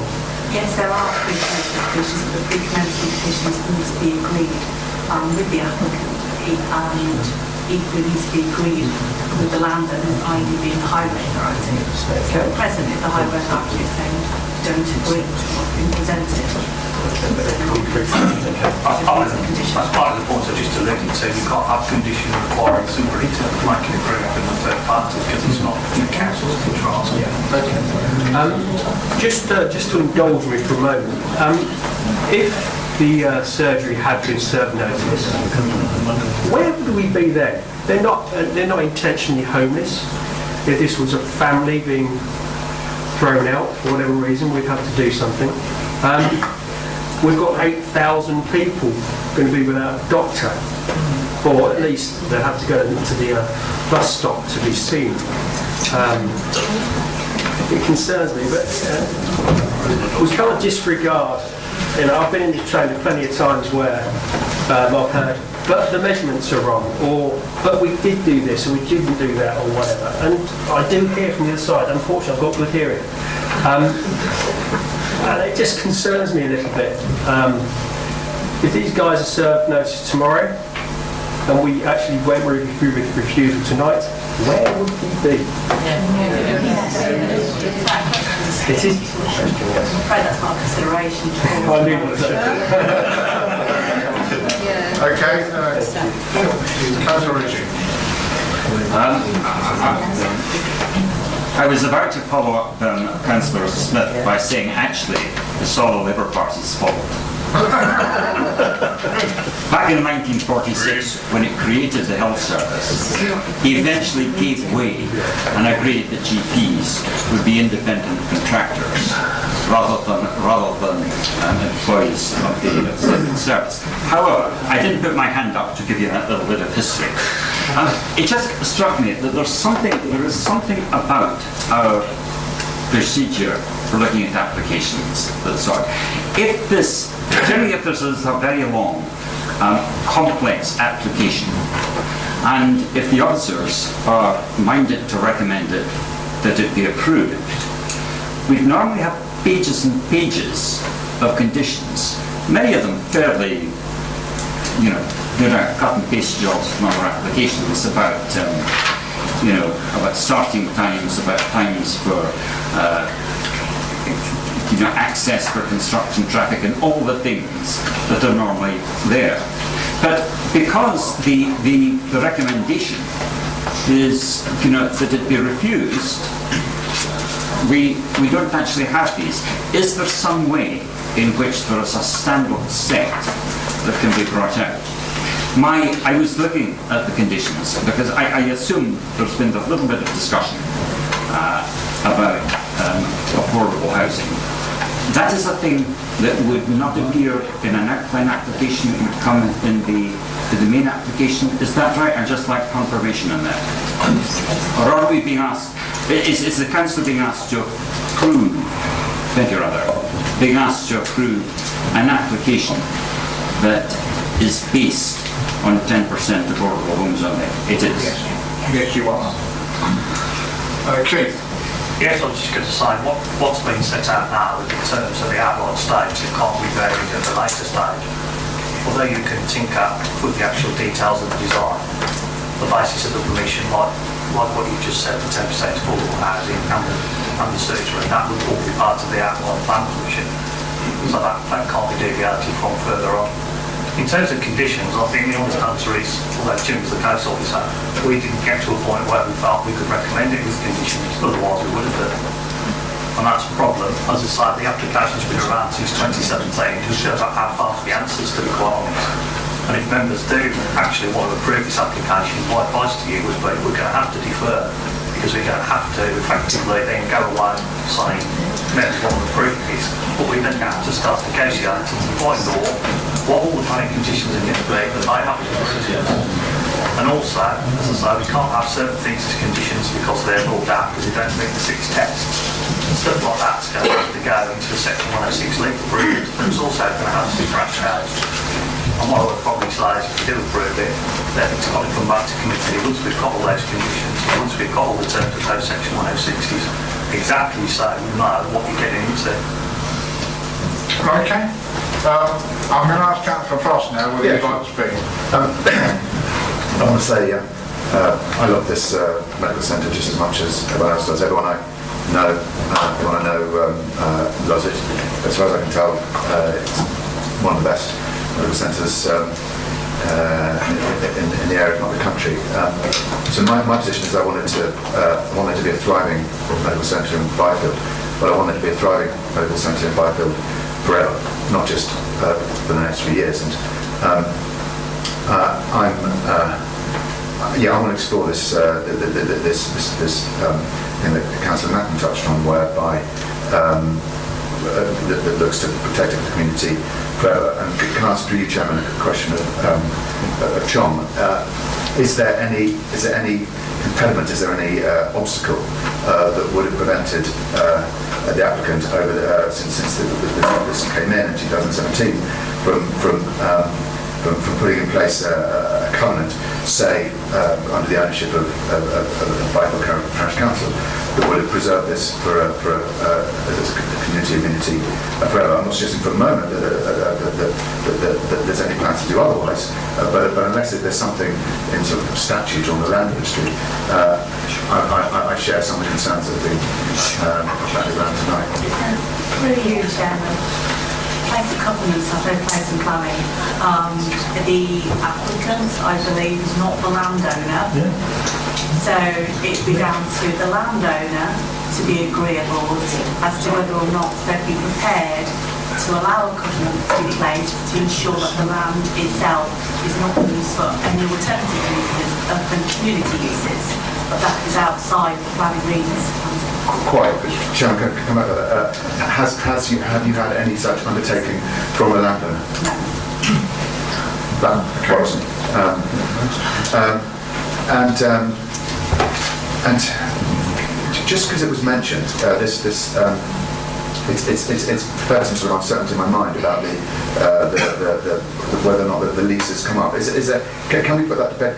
Whether they're about to be, are we allowed to? What's the Chairman? We're not usually, but I will ask the applicant in one word, yes or no. Have you been told you've got to get out? The answer is no, but the building is not fit for purpose. Thank you. Thank you, Sir. Now you've heard it. Okay. I wish to get to the end of the debate now, so I'm going to take three more speakers who are going to be quick, which will be Councillor Matton, the Vice Chairman, and the proposer of the application, that the application be reviewed. He will be the last person to speak, and I'm going to go to the vote, all right? So I think we've discussed it, Councillor Matton. Thank you. Can I make a proposal, please? And that Can you make what, sorry? A proposal. Well, we've already got one, so we'll deal with that first. Have we? Sorry, I missed that. We've got a proposal that the application be refused, which is been seconded. That's what we'll be voting on. Okay. As a point of order, we've been on this fix, in the past, because it effectively preempts any consideration of what I would expect might be the proposal that Councillor Madden wants to make. And I feel that it needs to be handled as no doubt somebody will advise me, but it needs to be handled as an amendment that has got to be considered first. No. I'll let Maria answer that. The proposition was made much earlier in the debate and seconded, so I need a protocol. I was told it was seconded. It has been seconded. And if that proposal fails, then there's an opportunity to make an alternative proposal. And no one has suggested an amendment to that proposal that has been agreed by the proposer. So that is the protocol for dealing with it at planning committee. Yeah. Right, so first person has spoken. Right, Vice Chairman, it's over to you now. Thanks, sir. I think I understand all of this, and just for the benefit of everybody, I represent the Brixworth ward, so I'm involved in the surgery, so I know quite a bit about what happened and how NHS operate, or don't operate in a lot of cases. The building at Brixworth was totally funded by the developer. It was also totally funded the highways access onto that side, and also the pavement that runs from the surgery down to a roundabout. There's nothing there, but there is a nice walkway. In addition to that, they also funded some other highways. So it was totally funded by them, and that was how that happened. Obviously, you'll know, sir, Brixworth is also linked to Guilsborough. They're the two together. The one at Brixworth, I don't know if you've seen the building, but I'm hoping what came up on that screen would be nothing like anything that would be built in Byfield. That's, in my mind, awful to what a doctor's surgery should be like. So that's my background on it. The reason I would basically go with officers' advice is that, as the members have talked about, there's too many things in here, or I should say, which are not in here, which should be in here. Yeah, and I think that's a great worry.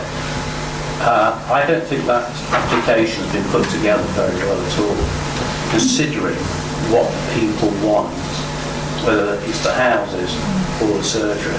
That needs some work, and there's just too many members have been saying, can you just add this, can we condition this, can we do the following? All that needs to me is that we actually have not got the full picture which is in front of us, and I think we should have. So going on from that, the reason also I would go against it is because of the houses. It's not the medical centre. If we look back, as we mentioned, we've had 2 applications turned down by appeal by inspectors for less houses, 50% less, and with less than a 5-year housing supply. That's gone now. We've got a 5-year housing supply, so other policies, these, come into play. So it goes against R1, HS22 and HS24, and also the highway. That's why I would go with officers' advice. I'm sorry, but that's what I've got to look at when you determine this. We can only determine what's in front of us, not what we keep liking to add or delete from what's in front of us. Thank you, Chair. Thank you, Councillor Parker. So I'm going back to the proposer now, who will be the last person to speak. Councillor James. Thank you, Chairman. In going with our officer's advice, I would hate anyone here to think that I wasn't in favour of a new medical centre at Byfield or anywhere else considered. I was much interested in the National Health Service and medical facilities as anybody else. Some would say more so. But to put this in a nutshell, if this proposal before us tonight was backed up by a discounted cash flow appraisal, development appraisal, which showed the developers' costs and profits and so forth, and showed the viability of the development, bearing in mind an affordable housing allocation of 10%, Section 106 compliance, and a properly laid out scheme and so forth, and assuaging of the highway concerns, then I might be prepared to swallow the humbug and hypocrisy and say, well, I'll do what I did before. I'll vote for it. That isn't what is before us. Now, I was very concerned that Mr. Thursfield said that what we agreed tonight will come back to us again on a detailed application. So it's here tonight then where we've got to lay it on the line. And I haven't heard anything tonight which persuades me that we ought to overturn officers' advice on this and approve the development. I'm not prepared to do that, and I fully stick behind my original proposition. Thank you, Councillor James.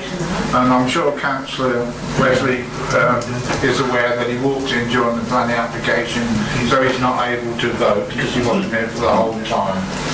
So we have a proposition that the application be refused for the given reasons, which has been seconded. All those in favour, please show.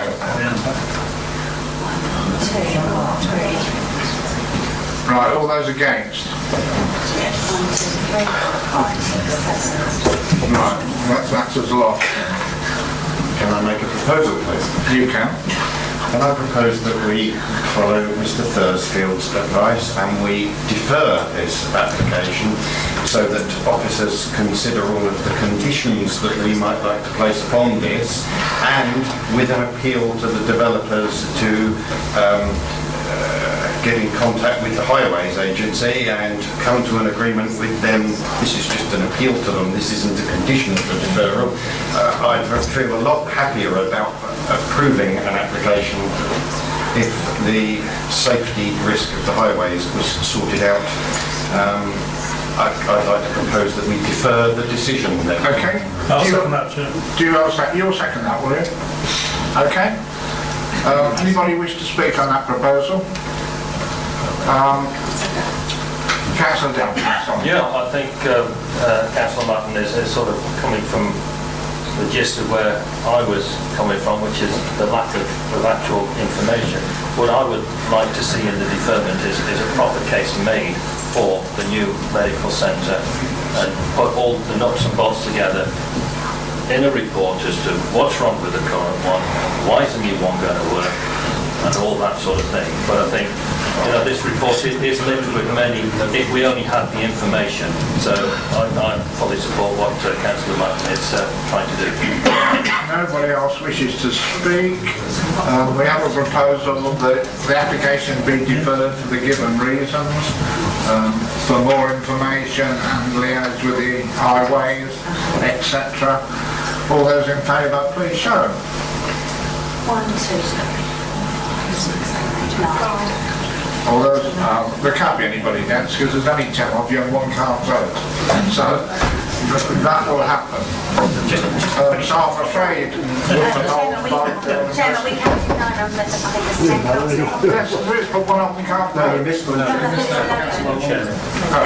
chairman, so 9 voted and there's 10 who can vote. All right, Mr. Wynne. Can I just be clear, Chairman, what I said earlier, we're going to look at conditions out of the Section 106 agreement. That's what you're bringing back. Yeah. Okay. So that means all of you will be back here again one night. Thank you for coming, thank you for taking part, thank you for listening and not making the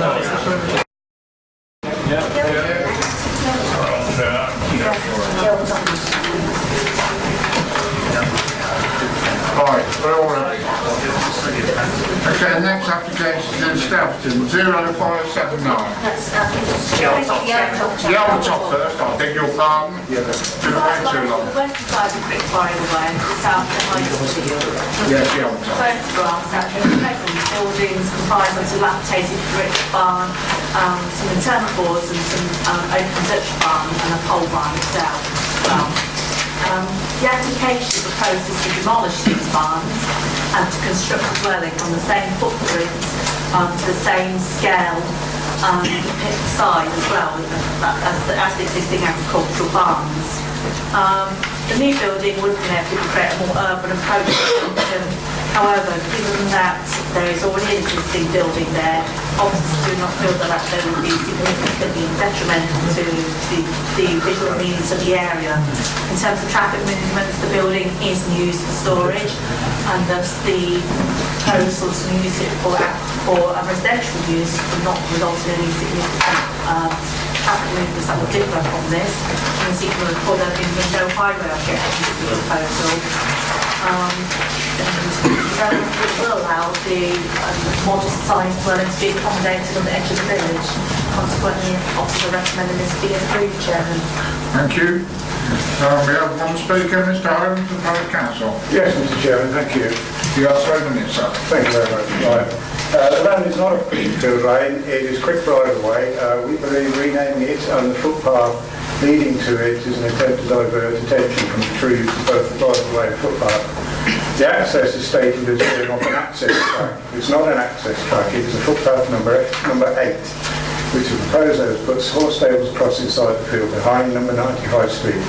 It cannot be allowed that a public footpath is used for vehicular access to a new property. The proposer and his family have regularly used this footpath to take horses and vehicles up and down to barns behind number 90, which is not permitted use. There is a redundant gateway off the bridle road into the field which should always have been used for this purpose, but it's not the footpath. Highways have always maintained the bridleway up to footpath 8. The village has spent in excess of £10,000 repairing the bridleway and it is in good condition. The potholes are due to the recent construction work at number 91. The Parish Council are constantly trying to reduce the amount of vehicular traffic on the bridleway. This development will serve to increase it. The statement says the applicant should be made aware of the responsibilities in respect of public footpath FP8 and public bridleway FP9. These must be observed. No vehicular traffic and no horses and vehicles on FP8. The soakaway will not work in our opinion for surface water due to the high water table indicated by the permanent spring running from the side of the brick barn. We ask, is there any evidence of a right-of-way as claimed? Development is outside the confines of the village and Part 2 local plan. Emergency policy RA2 must be observed. This is not an exceptional circumstance. Existing buildings are not going to be reused as is required by emergency policy RA6. The replacement building will not be of a similar form to the agricultural buildings on site. There have been no developments of this nature outside the village confines in Yellowstone. Its view of prominence from the bridleway will be unacceptable. There is a statement of no encroachment on the footpath, but the proposal requires use of the footpath for vehicular traffic to its parking area. The Parish Council do not want to see another vehicular entrance off the bridleway or footpath either, as this will impact on pedestrians, cyclists and horse traffic. Flooding. The Daventry District Council engineer is unfortunately completely wrong. The area does flood regularly. The culvert below number 91 is unable to cope with flood conditions. And the development will exacerbate this. Any sewage proposal is permitted must not be via a local treatment plant. I think that was suggested by the way, to connect to main sewer. Flooding has already been compromised by the new development. Late October 2019 it was flooded in the area below the site. That's the centre photograph there. The family-run dog walking business, if this development is permitted, a significant increase in traffic may well be expected as a result.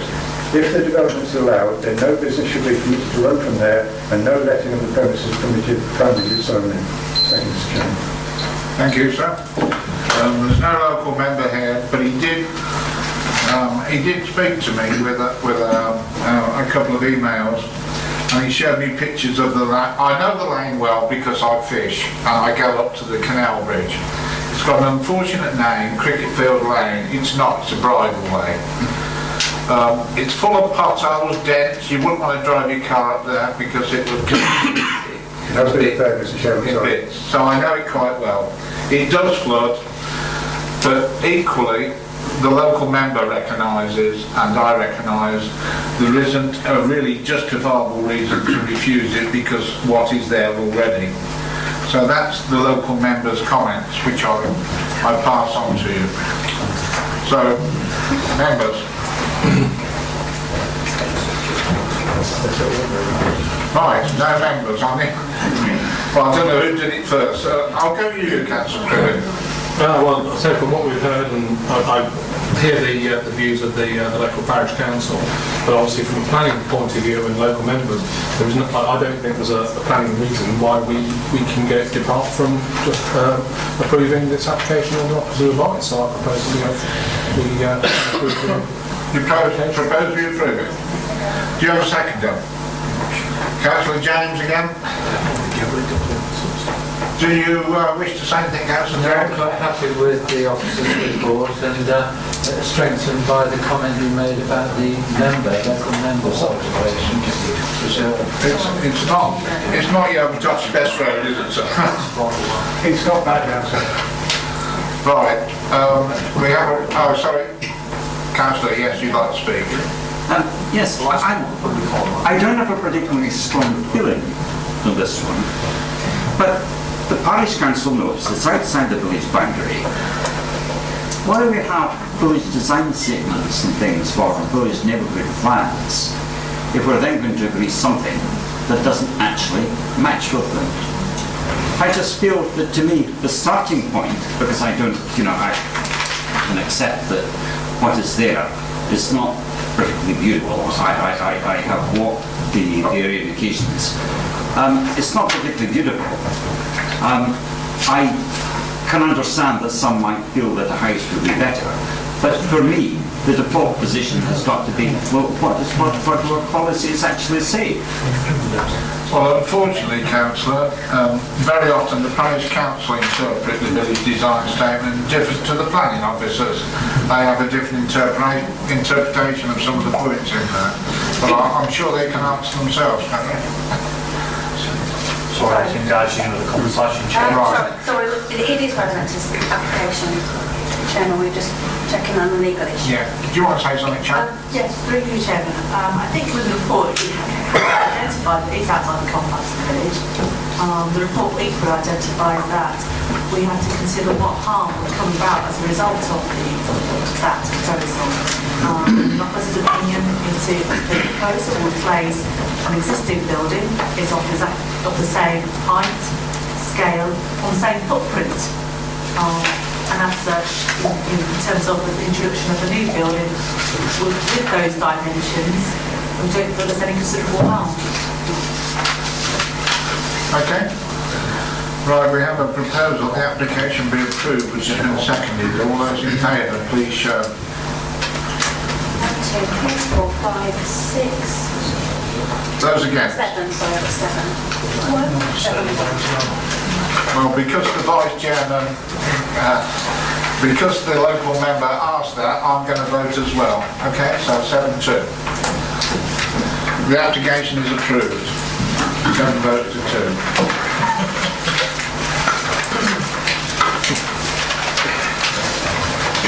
Next application is in Daventry, 0579.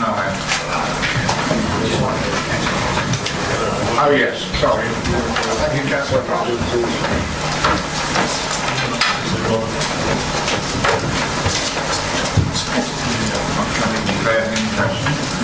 Thank you, Chairman. The application slide lies in the northern end of the Daventry village to West Brunswick Lane, opposite Open Close. The application for members tonight actually seeks outline planning for residential development of up to 15 dwellings. You'll recall that in the previous discussions regarding Byfield, that our development plan policy set out exceptions whereby development outside the confines of the village will be permitted. And one of those exceptions is development will be permitted where it involves the reuse of buildings or in exceptional circumstances will enhance and maintain the vitality of rural communities. And also development where clearly can identify local housing needs, which has been identified through an up-to-date housing needs survey or housing needs assessment.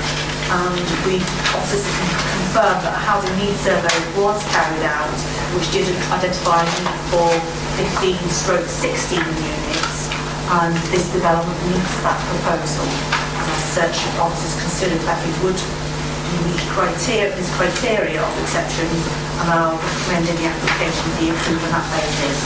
Thank you, Chair. Thank you. Local member, you wish to speak, Councillor Gill?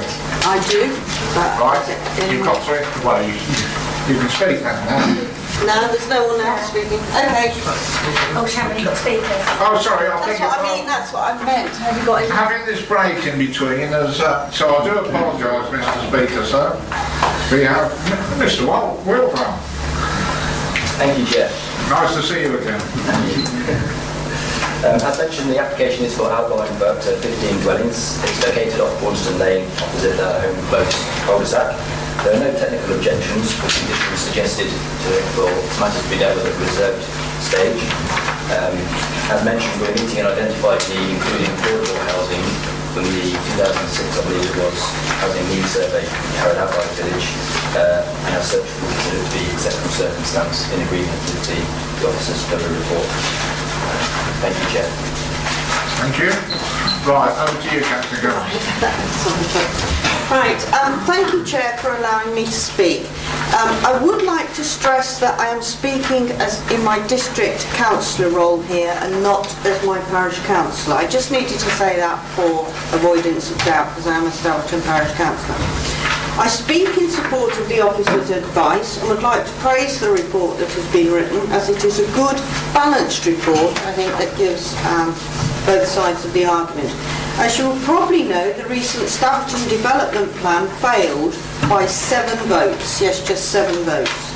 As I've quoted in the past, we had our own mini Brexit in Stourton, in that 48% voted for development and 52% voted against development. There have only been 3 letters of objection received, indicating the majority of the village are in support. The report has highlighted, though, that there would be some harm, the report has highlighted there would be some harm in connection with the access route. I think this is a letter from a resident to the development site. However, as hopefully Councillor Ritchie will support this, because there's 40% affordable housing being delivered on the site. I'm pleased to say there's no 4-bedroom detached houses. They're 3-bedroom houses, 2-bedroom bungalows, everything that's needed to make a village sustainable. It will enable not only villagers to downsize within the village and release bigger housing for more families to come in, and it will also enable children that have left the village to hopefully come back. However, if I can just address just a couple of concerns. One is on page 3 of the report, and a resident has highlighted this as well in one of their letters, and that resident has said if that concern was addressed, they would no longer object, and that is the construction route to the site. You'd have to go past the school and down Hornston Lane. Now that site there is in ownership of the whole field, so could a condition, and I'm just a layman here, be applied so they had to access the site from the rear along Manor Road? Or, if that can't be applied, could there be a time restriction so that it was after, 9:30, 10 o'clock when the schools had dropped off and before they picked up? So something to address that congestion, but ideally into the rear of the site would be good. And can a condition, again, I need to be advised on this, about local connection, because it's all about villagers being able to stay within the village or move back to the village. Is there any way a local connection can be to the both the affordable and the saleable properties? So to summarise, I support the officer's advice. It's very much needed sustainable development within the village, enabling the affordable housing. It's just those 2 concerns, the access route and the local connection. Thank you. John? Thank you, Chairman. With regards to the local connection, there's a selection criteria with regards to affordable housing provision, so that should help to identify a local connection for those wishing to occupy an affordable housing unit there.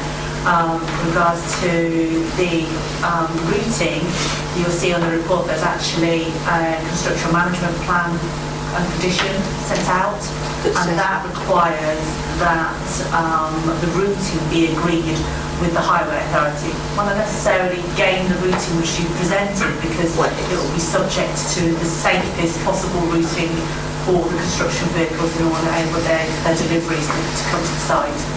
Right. Okay. Right. Councillor James? Thank you, Chairman.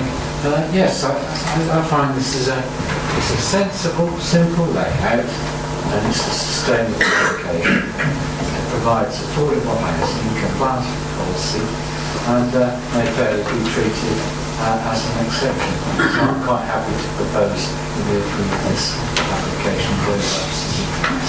Thank you. You're seconding that, Councillor. I would like to second that, nothing more to add. As Councillor James said, it's a definite, perfect proposal, the right percentage on the edge of the village, and it's on exception side. It's spot on. Yes, Councillor. It strikes me, I don't think I need to declare an interest, but I do often park my car at the end of Bronston Lane, walking beyond.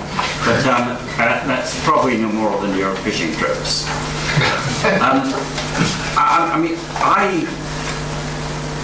You may have noticed I abstained on the last application that we considered because of this dilemma. What do you do? I think that this looks, I'm quite attracted by it. Catering for local people, catering for local need, but it is outside the confines of the village, is that correct? We were told the last time that there was sometimes different interpretations, but you know, if that is the case... Yeah, if I can just point out the reason why I put these two plans up on the presentation. One actually helps to identify the village confines, and the second one actually identifies sites which were considered to be deliverable within the neighbourhood plan assessment work. If you looked at both of them, you'll realise that all the sites are outside the confines. Thank you. Okay. Right, we have a proposal the application be approved, which has been seconded. All those in favour, please show them. 1, 2, 3, 4, 5, 6, 7, 8. Those against? The application is approved.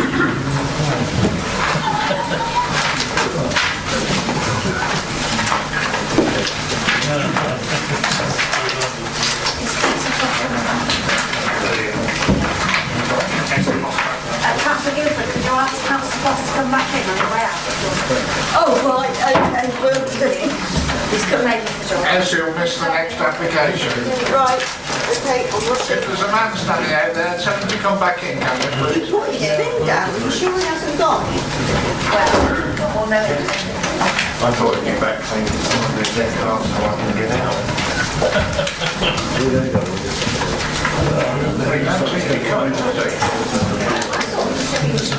well, there is not there. He did take everything with him.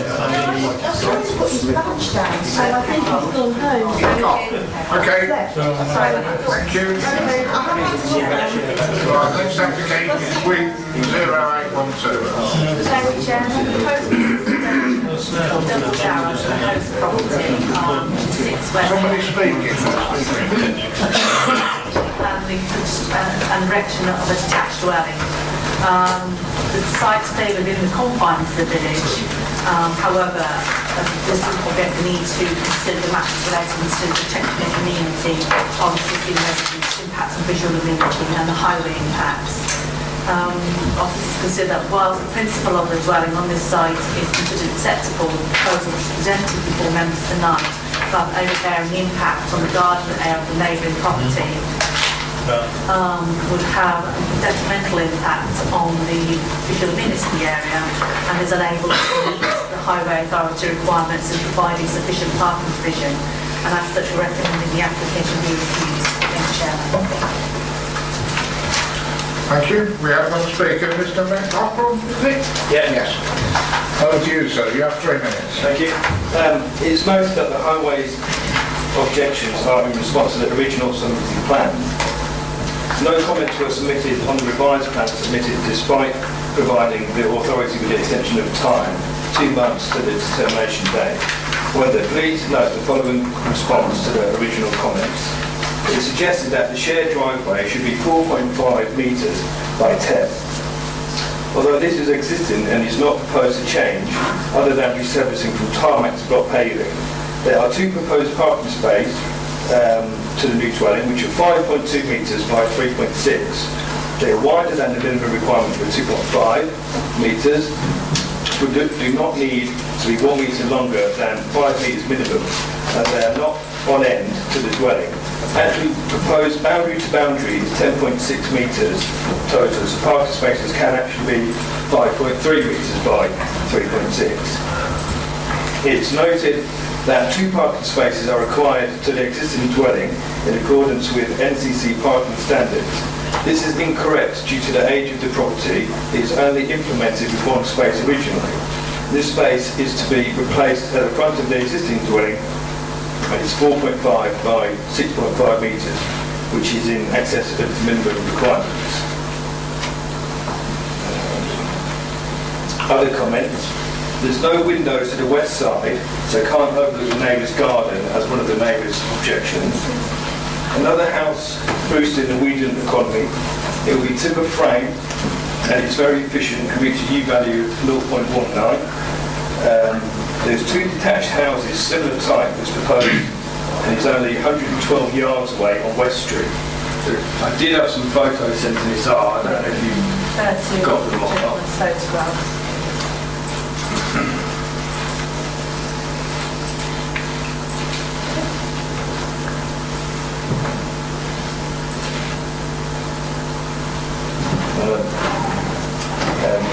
With regards to the design of the property, we feel it is in keeping with the existing street and surrounding areas, as the material palette has been adhered to, and the design of the dwelling is in keeping with the local vernacular. Whilst the new dwelling is detached rather than a semi, it does not have an overbearing impact on the neighbouring properties. Thank you. Thank you, sir. Local member, Councillor Smith. Yes, thank you, Chair. Can I further ask officers for clarification on these questions from the applicant reference to the park? I'm confused now.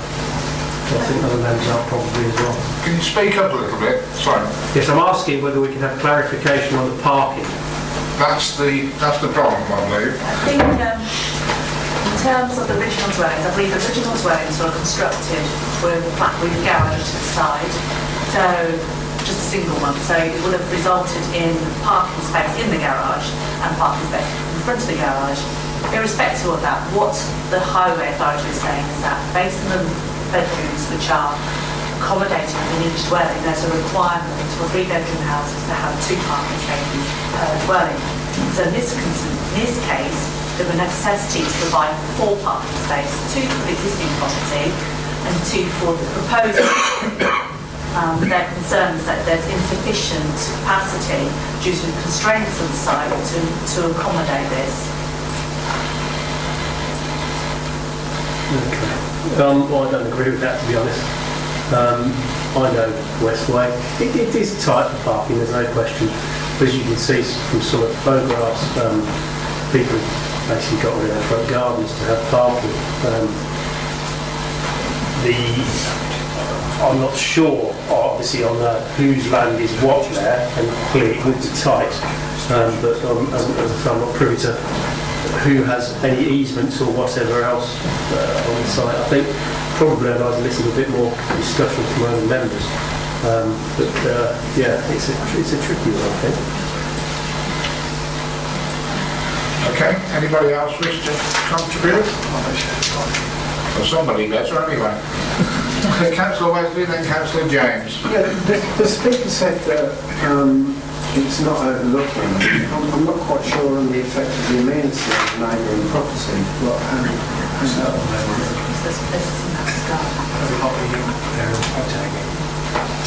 Go back to Google that. The aerial photo, that's what one. The one from the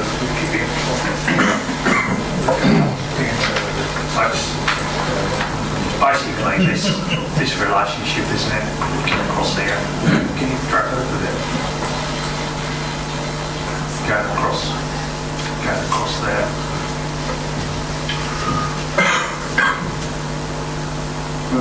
So I'm not quite following. What is the red line? We've got the red line, is it? Just straight down the side. Yeah, so the red line. Yeah, that going on in this part on the other side. Yeah, might be the best place to show it. Right.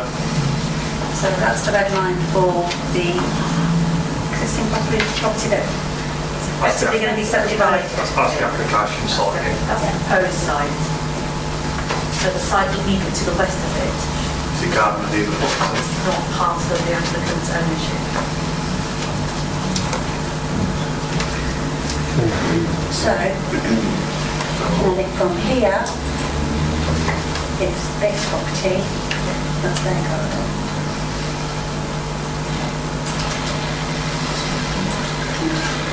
Here. So that's an extension to this property, his own garage. So that's just a much larger house. And the proposal is a new house here where the 2 garages are. And that house's garden goes behind. Can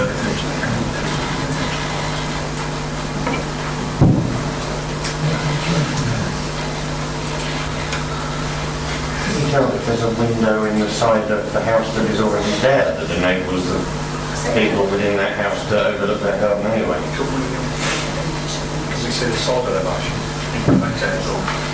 On the photograph. But what's there now? Yeah, I don't know.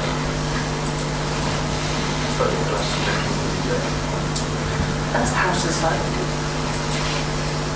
It's this side you want to see, isn't it? The side of the house that's already there.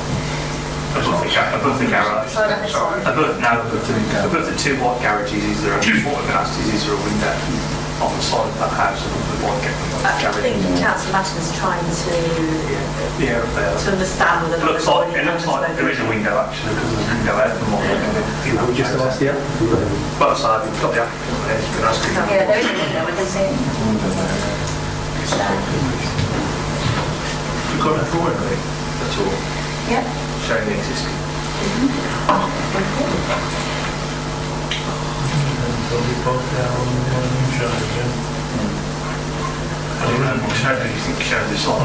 Detached, this is the trouble, isn't it? It's actually detached, you see, so you're going to block out that side window, we blocked out anyway of the new building. Yeah, It's all really overlooked. Yeah. Do you all understand the application? Because it's not the easiest one to understand.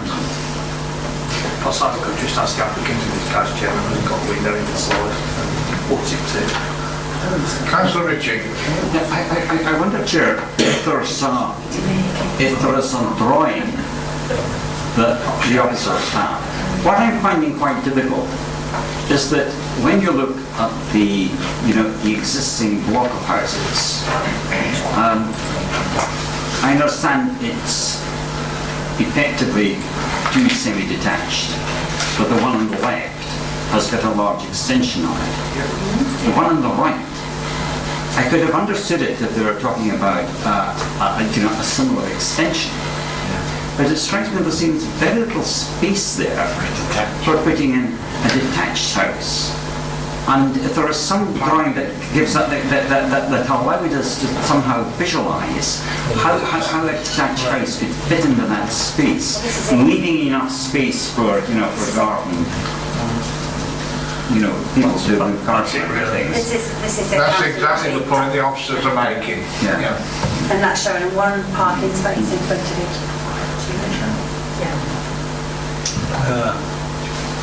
So that is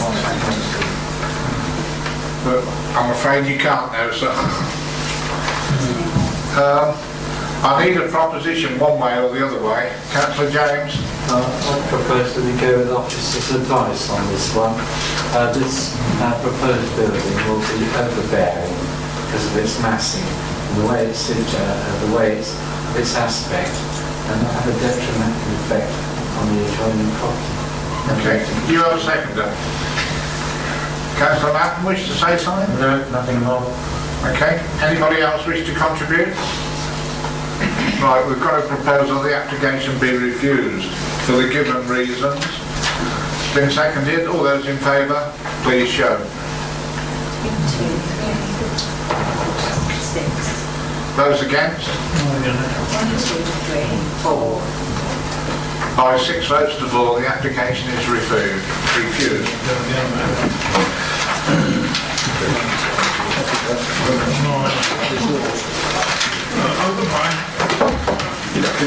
Right, but now is... Are you off or are you coming back in? I'm going to wait and see what you say. I mean, okay. Right, we now have 2 applications in West End. We will deal with them. They'll be presented both together. We'll discuss them both together, and we'll be voting separately on the 2 applications. Over to you, officers.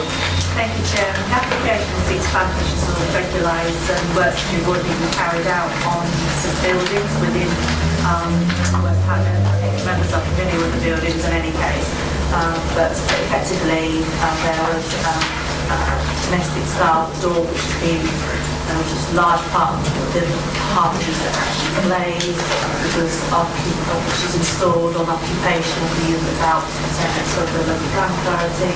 Identical doors is going to be installed on the neighbouring property. and offices to use. These detract from the simple functional character of the outbuildings. There's an authorised wood on the northern elevation that has been installed. However, it's acknowledged that this particular opening was replaced with a much smaller, crudely cut-out ventilation hole, and officers feel that it is not to be taken any action in regards to this. However, the proposal to choose another window on the elevation would further detract from the simple form of the building, and accordingly, the officer requesting that this be omitted from the proposed scheme. So, subject to the amended drawings, this aspect would be judged to be acceptable. So, subject to receipt of amended drawings showing the initial proposed window to the north elevation, an indication of more appropriate timber plank front doors to both the units. The application should be approved, subject to the conditions in the report, Chairman. Thank you. I'm a local member and I don't wish to comment on it. We've got another local member as well, haven't we? Yes, Chair. I know the area quite well, and the whole facility was quite run down until fairly recently. There's been quite a lot of work done on it. So I think it's almost a maintenance job, and as it's retrospective, I'm only too pleased to go with officer's advice. Well, we've got two applications. We'll go on the retrospective application. I'd like to propose we go with officer's advice, please. On both of them? Yeah. Right, I need a seconder then on both of them. Councillor James, you'll second both of them, will you? So that's 851 and 852. Does anybody else wish to comment? It's only basically on there because it's a member's application. Right, all those in favour of the application being approved, please show. That's unanimous. Thank you. That is approved. You can get the said man back in. Oh, sorry. I've done the first one, but I haven't done the second one. That was on 0851. The same on 0852. Again, put your hands up.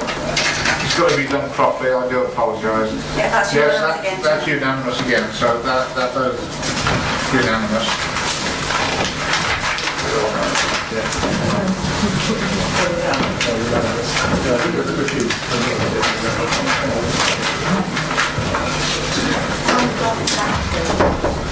The one Councillor Morgan's been waiting for all night is 0945.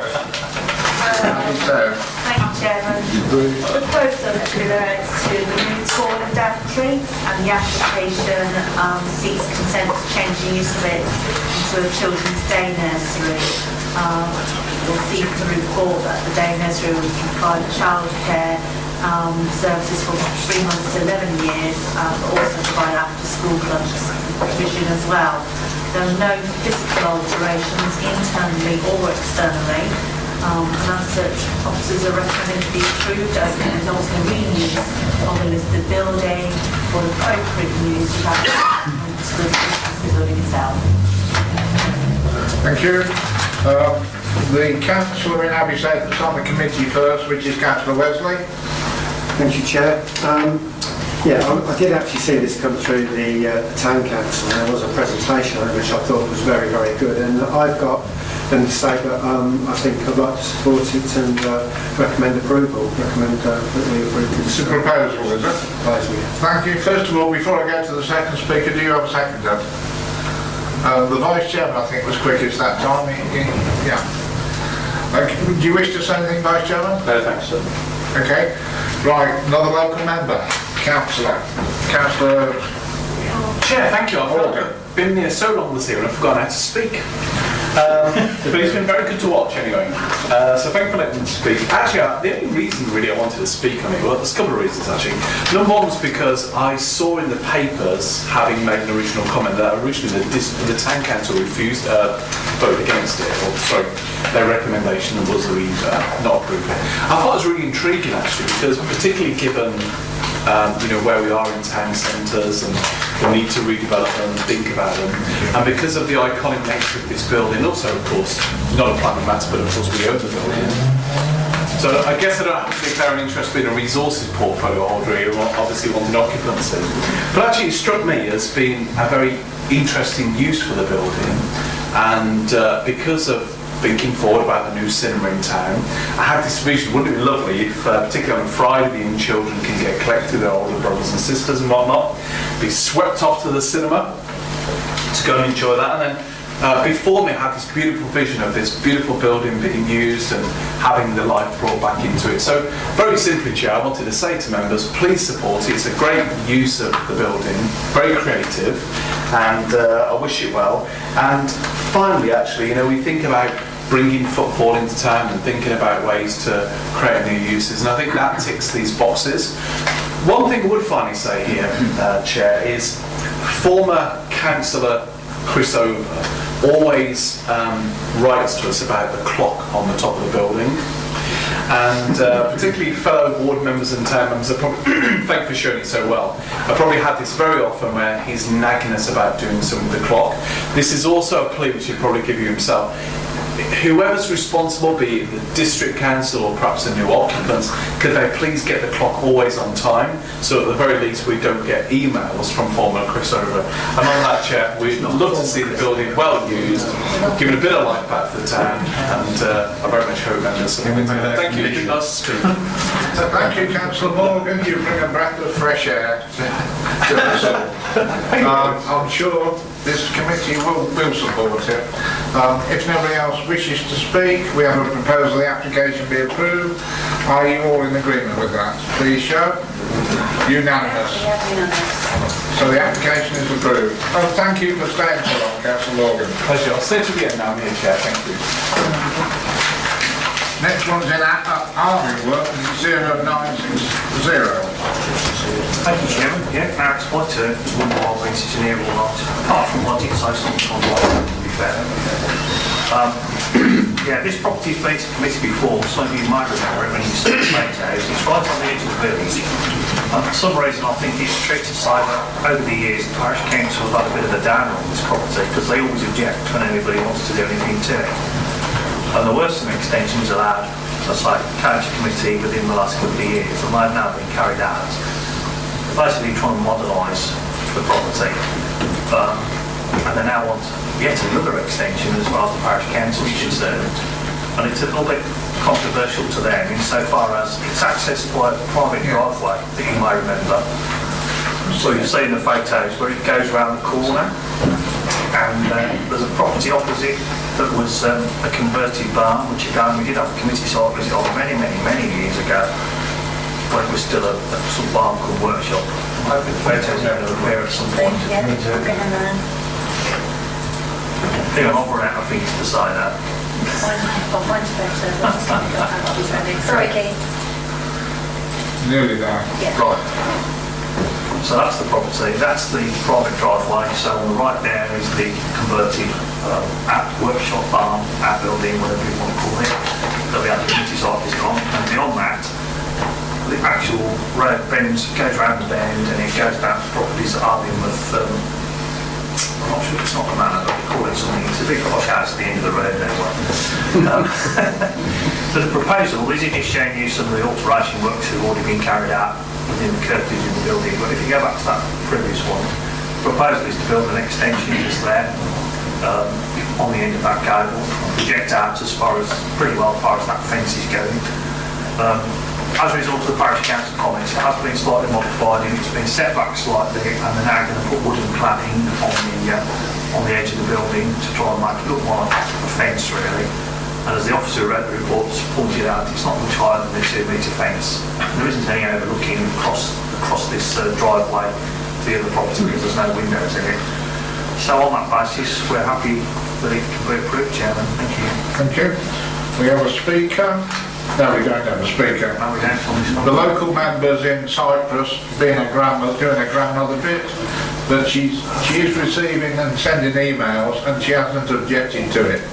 So it must be all right if she says it on Single story, just showing there, isn't it?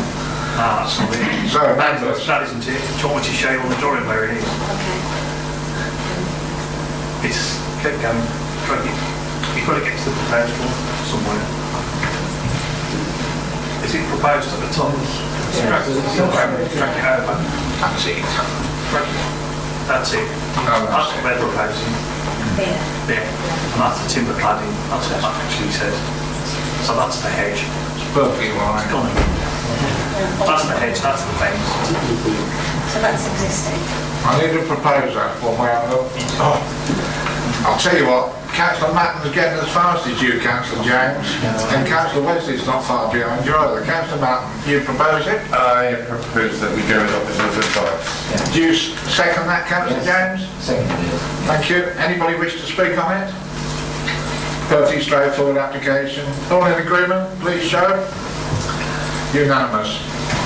Thank you. The application is approved. I'm bound to ask you, because we're going to go over the magic time of 9:15, because we've got one left and the CPO report. You wish to carry on? Yeah. Well, we're only going to be 5 minutes, okay? All agreed? All agreed. Next one is in Malton, then it's 0 treble 9. Let's just stick with 999. It's not an emergency anyway.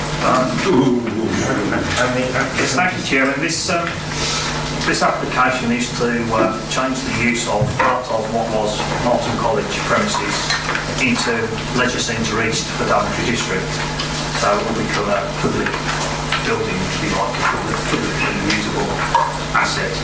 So technically, under planning terms, it's a change from Class D1, which is a sports injury and rehabilitation centre, to Class D2, which is a public leisure centre. Having said that, not a lot's going to change, to be honest. This is the kind of beauty of this scheme, that it's come up as an opportunity to provide Leisure Centre East, which has been a council initiative, if you like, for a while now, by utilising an existing facility that's there with a big swimming pool in it. And it also helps out Malton College. My understanding is that the council will be buying this, and we are the applicants, which is obviously why this has come to planning committee. Just to refer members to the reps, the Highway Authority have now signed off on the travel plan, and we're suggesting an extra condition we put on just to require them to adhere to that. And in the late reps this afternoon, we finally heard back from Sport England who wrote an interesting response that sounded like they were going to object to everything, and right at the end said, actually everybody seems happy with it now, so we don't object anymore. So their holding objection is now replaced with a no objection. The main thing is there's going to be an additional 146 parking spaces provided to cater for the public use. They're going to the north of the existing complex, which is on the plan somewhere, but isn't that one.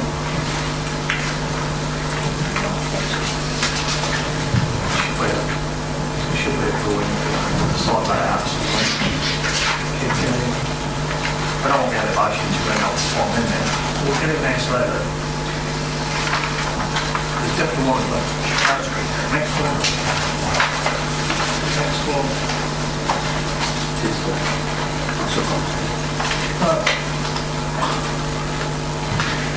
Everything's gone slow.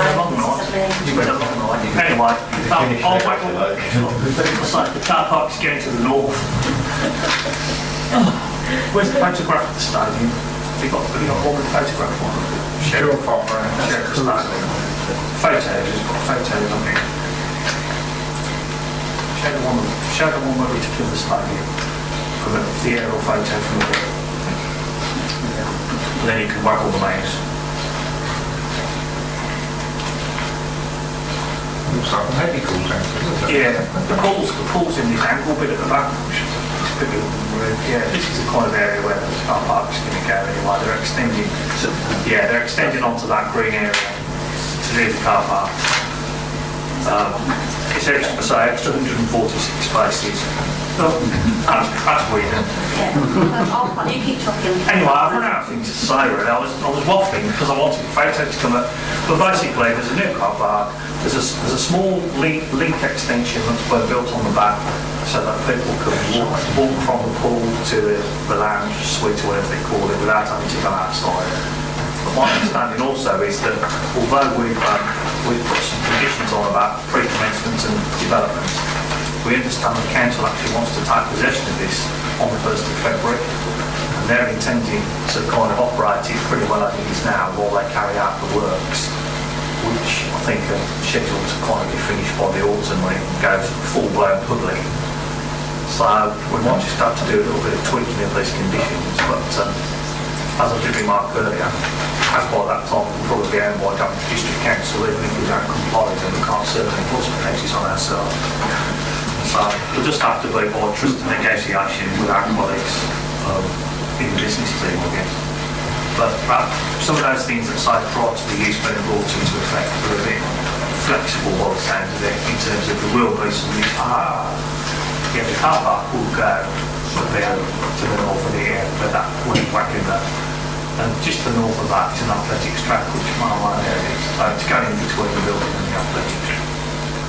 And I say the tiny little corridor that you can see on the drawings is just where the shadow is here at the back, which links the two buildings. It'll be in that shadow area, so it's just a corridor linking on the back there. And that's it. I'll set you down. Thank you. Got everything.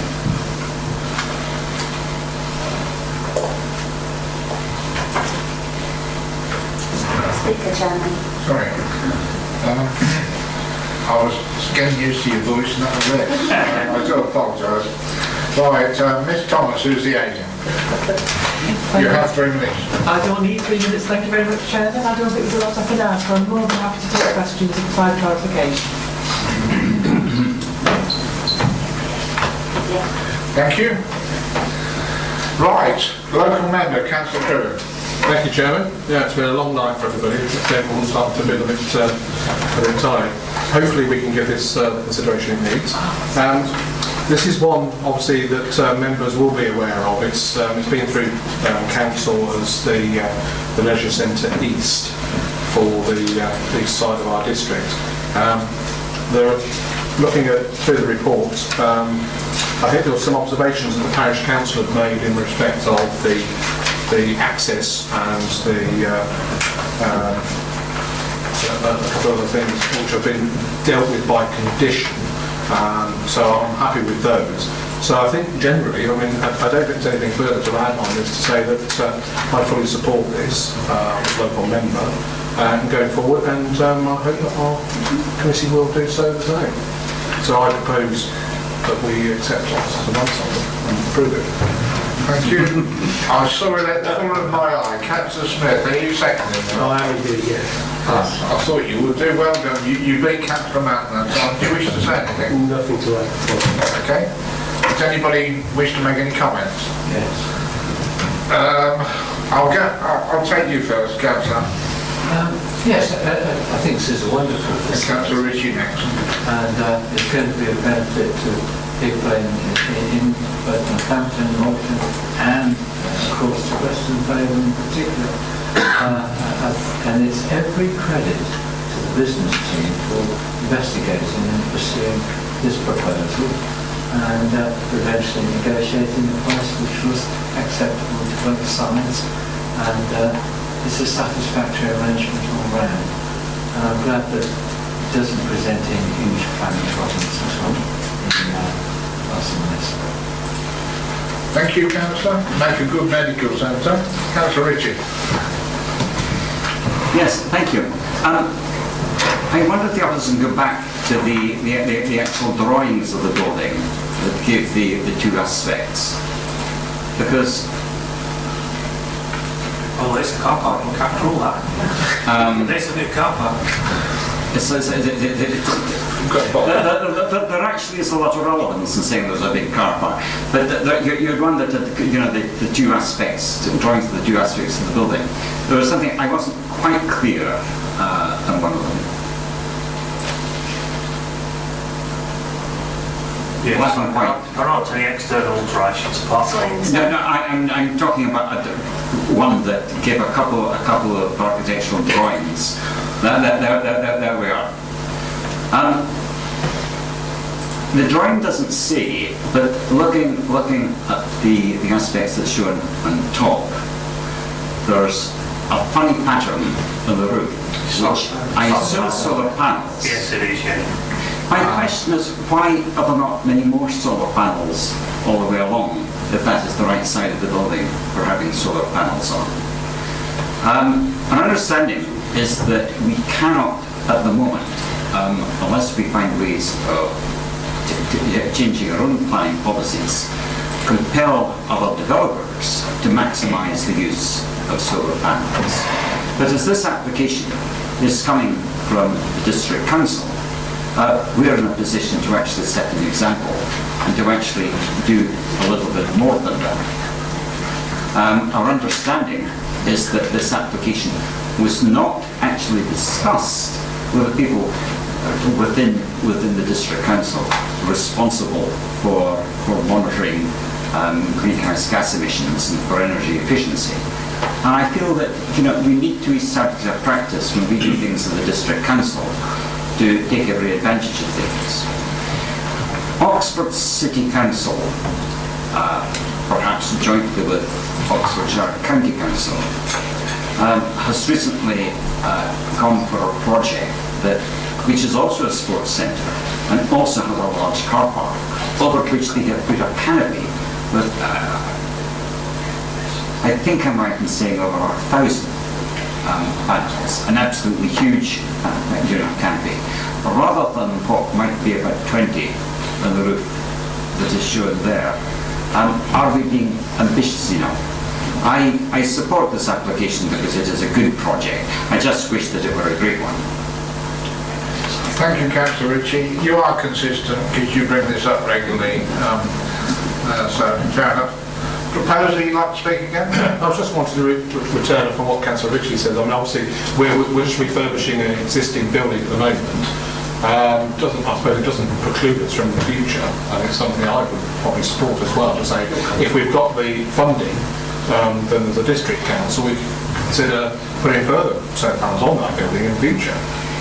But I mean, for the application before us tonight, we're just going with what's already there. Obviously, we've got resources portfolio holding it tonight as well. So, but I mean, we're thinking about, is the money in the pot that we could possibly let's take that forward? And I'd be happy to support that. Okay, that's Maria. Through your chairman, that doesn't form part of the planning. No, it doesn't. No, When that building was built, solar panels would have been worth investing in because they would have been subject to the feed-in tariff. You will be aware the council-owned buildings, including that leisure centre, this building, and other commercial buildings that we own, have got. They were investor-state projects. We invested in solar panels. Not only are they a good thing to do, but you get a good return on your investment, and effectively you're buying your electricity years ahead. Now, feed-in tariffs are a thing of the past, but there is absolutely no reason, given what comments have been made, why we can't get the message back to the business team to look at the potential for investing in solar panels. They wouldn't be on the basis of earning from the feed-in tariff, which is my understanding is no more, but it may well be investable because you're effectively buying your You'd like to come back, Chair? Yes, Maria says that. I mean, I was actually an environment portfolio holder when we actually put the panels on this building. And they were done for economic, economic reasons as well as these days it's less economic. Can I actually say to officers, or ask officers, when is the point reached when there is a comment on planning applications, especially industrial ones, of the point that Councillor just brought up, Councillor, that we can put solar panels or other such measures on, so that those comments are on every planning application that's industrial. How do we get that? I mean, we get comments from everybody else. Why can't we get a comment about that? We used to have that SP, don't we? We had to withdraw in the end. It was a joint one with South North Wales. This is the problem. And I spoke to Richard Wood about it last time it was raised, and he said we're just not allowed to do it. But looking at that, actually, there are quite a lot of solar panels on that. We're not allowed to do it. Not that wide. Through you, Chair, a lot of this stuff is covered by building regulations. I was going to say that. It's not part of. Now you can see this photo. There are quite a lot of solar panels on this building. They turn the corner, so you've got them on that. The other thing I can advise is when you're thinking about installing solar array, they're only worth investing in if they're facing in generally the right direction. So that's why you tend to see them on one side of the building, south east or southwest or south. Councillor James. I think the real reason there is that there is a limit to the amount of electricity that the industrial units, particularly smaller industrial units, warehouse units, actually need. So from an occupier's point of view, it's pointless. You know, some solar panels may be enough for their own electricity, but surplus electricity, they're not interested in it. It would be quite wrong to force an individual to do that. It's like saying to a homeowner, you've got to have a fireplace and there's a backup fuel heating or something like that, or the other way around. You know, it's impinging on individual freedom. But he constantly, the Councillor has constantly made the point that we've got to look at these things to make this council create a better world. Yeah. I think the point is that the legislation and guidance is such that we can have those conversations with applicants, but we certainly can't compare them. Right, Councillor. No, that's my understanding that is not the case. It was the case that local authorities could, within their plans, make their own demands about the energy efficiency of buildings, including the use of solar panels and heat pumps and things, up until about, was it 2008, I think I'm right in saying. And it's a long time ago, I think that was it better than that? At that stage, the government of the day announced that it intended to introduce legislation that would need to be common across the whole country. I understand that that was pushed hard by the big people in the construction industry that didn't want to need to deal with separate sets of requirements in different local authorities. But although it announced its intention to do that, it was never enacted.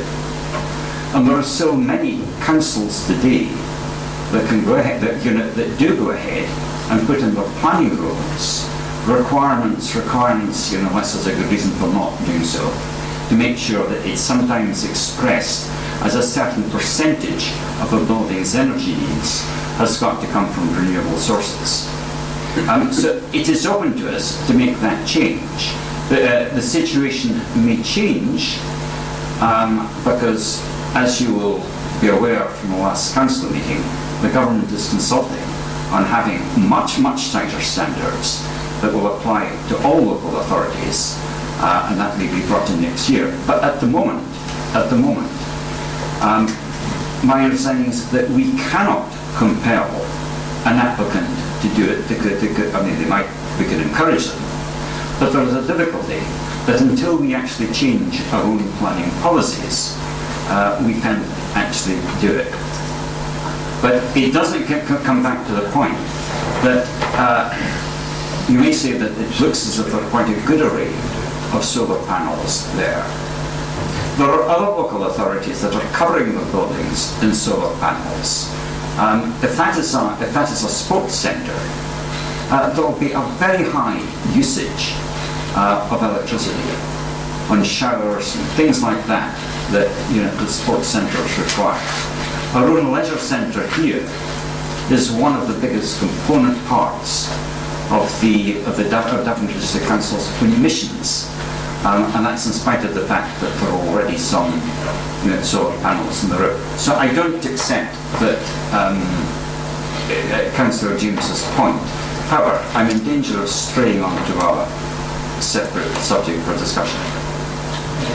Okay, thank you. Well, I'm sure we can ask Richard Woods whether it's possible whether it's possible to do anything. Okay, this committee can ask him, can't we? We can take the evidence back at Chairman, yes. Yes. Okay. Well, we will do so then. Right. We have a proposal. The application be approved, which has been seconded. All those in favour, please show. Okay, that's unanimous. So thank you for that, and there will be a comment from this committee going to Richard Woods to see what we can do about it. Now we go on to the TPO articles. Which one have you presented it? Myself, Chairman, thank you. It's good to make some amendments to the resolution. TPO orders actually DA 509.494, and there's reference made to one area of trees, actually one linear woodland of trees. TPO is just an alternate amendment to what was previously proposed in order to identify certain species within those groups, that's all. If members are happy to the modification which is set out in the resolution.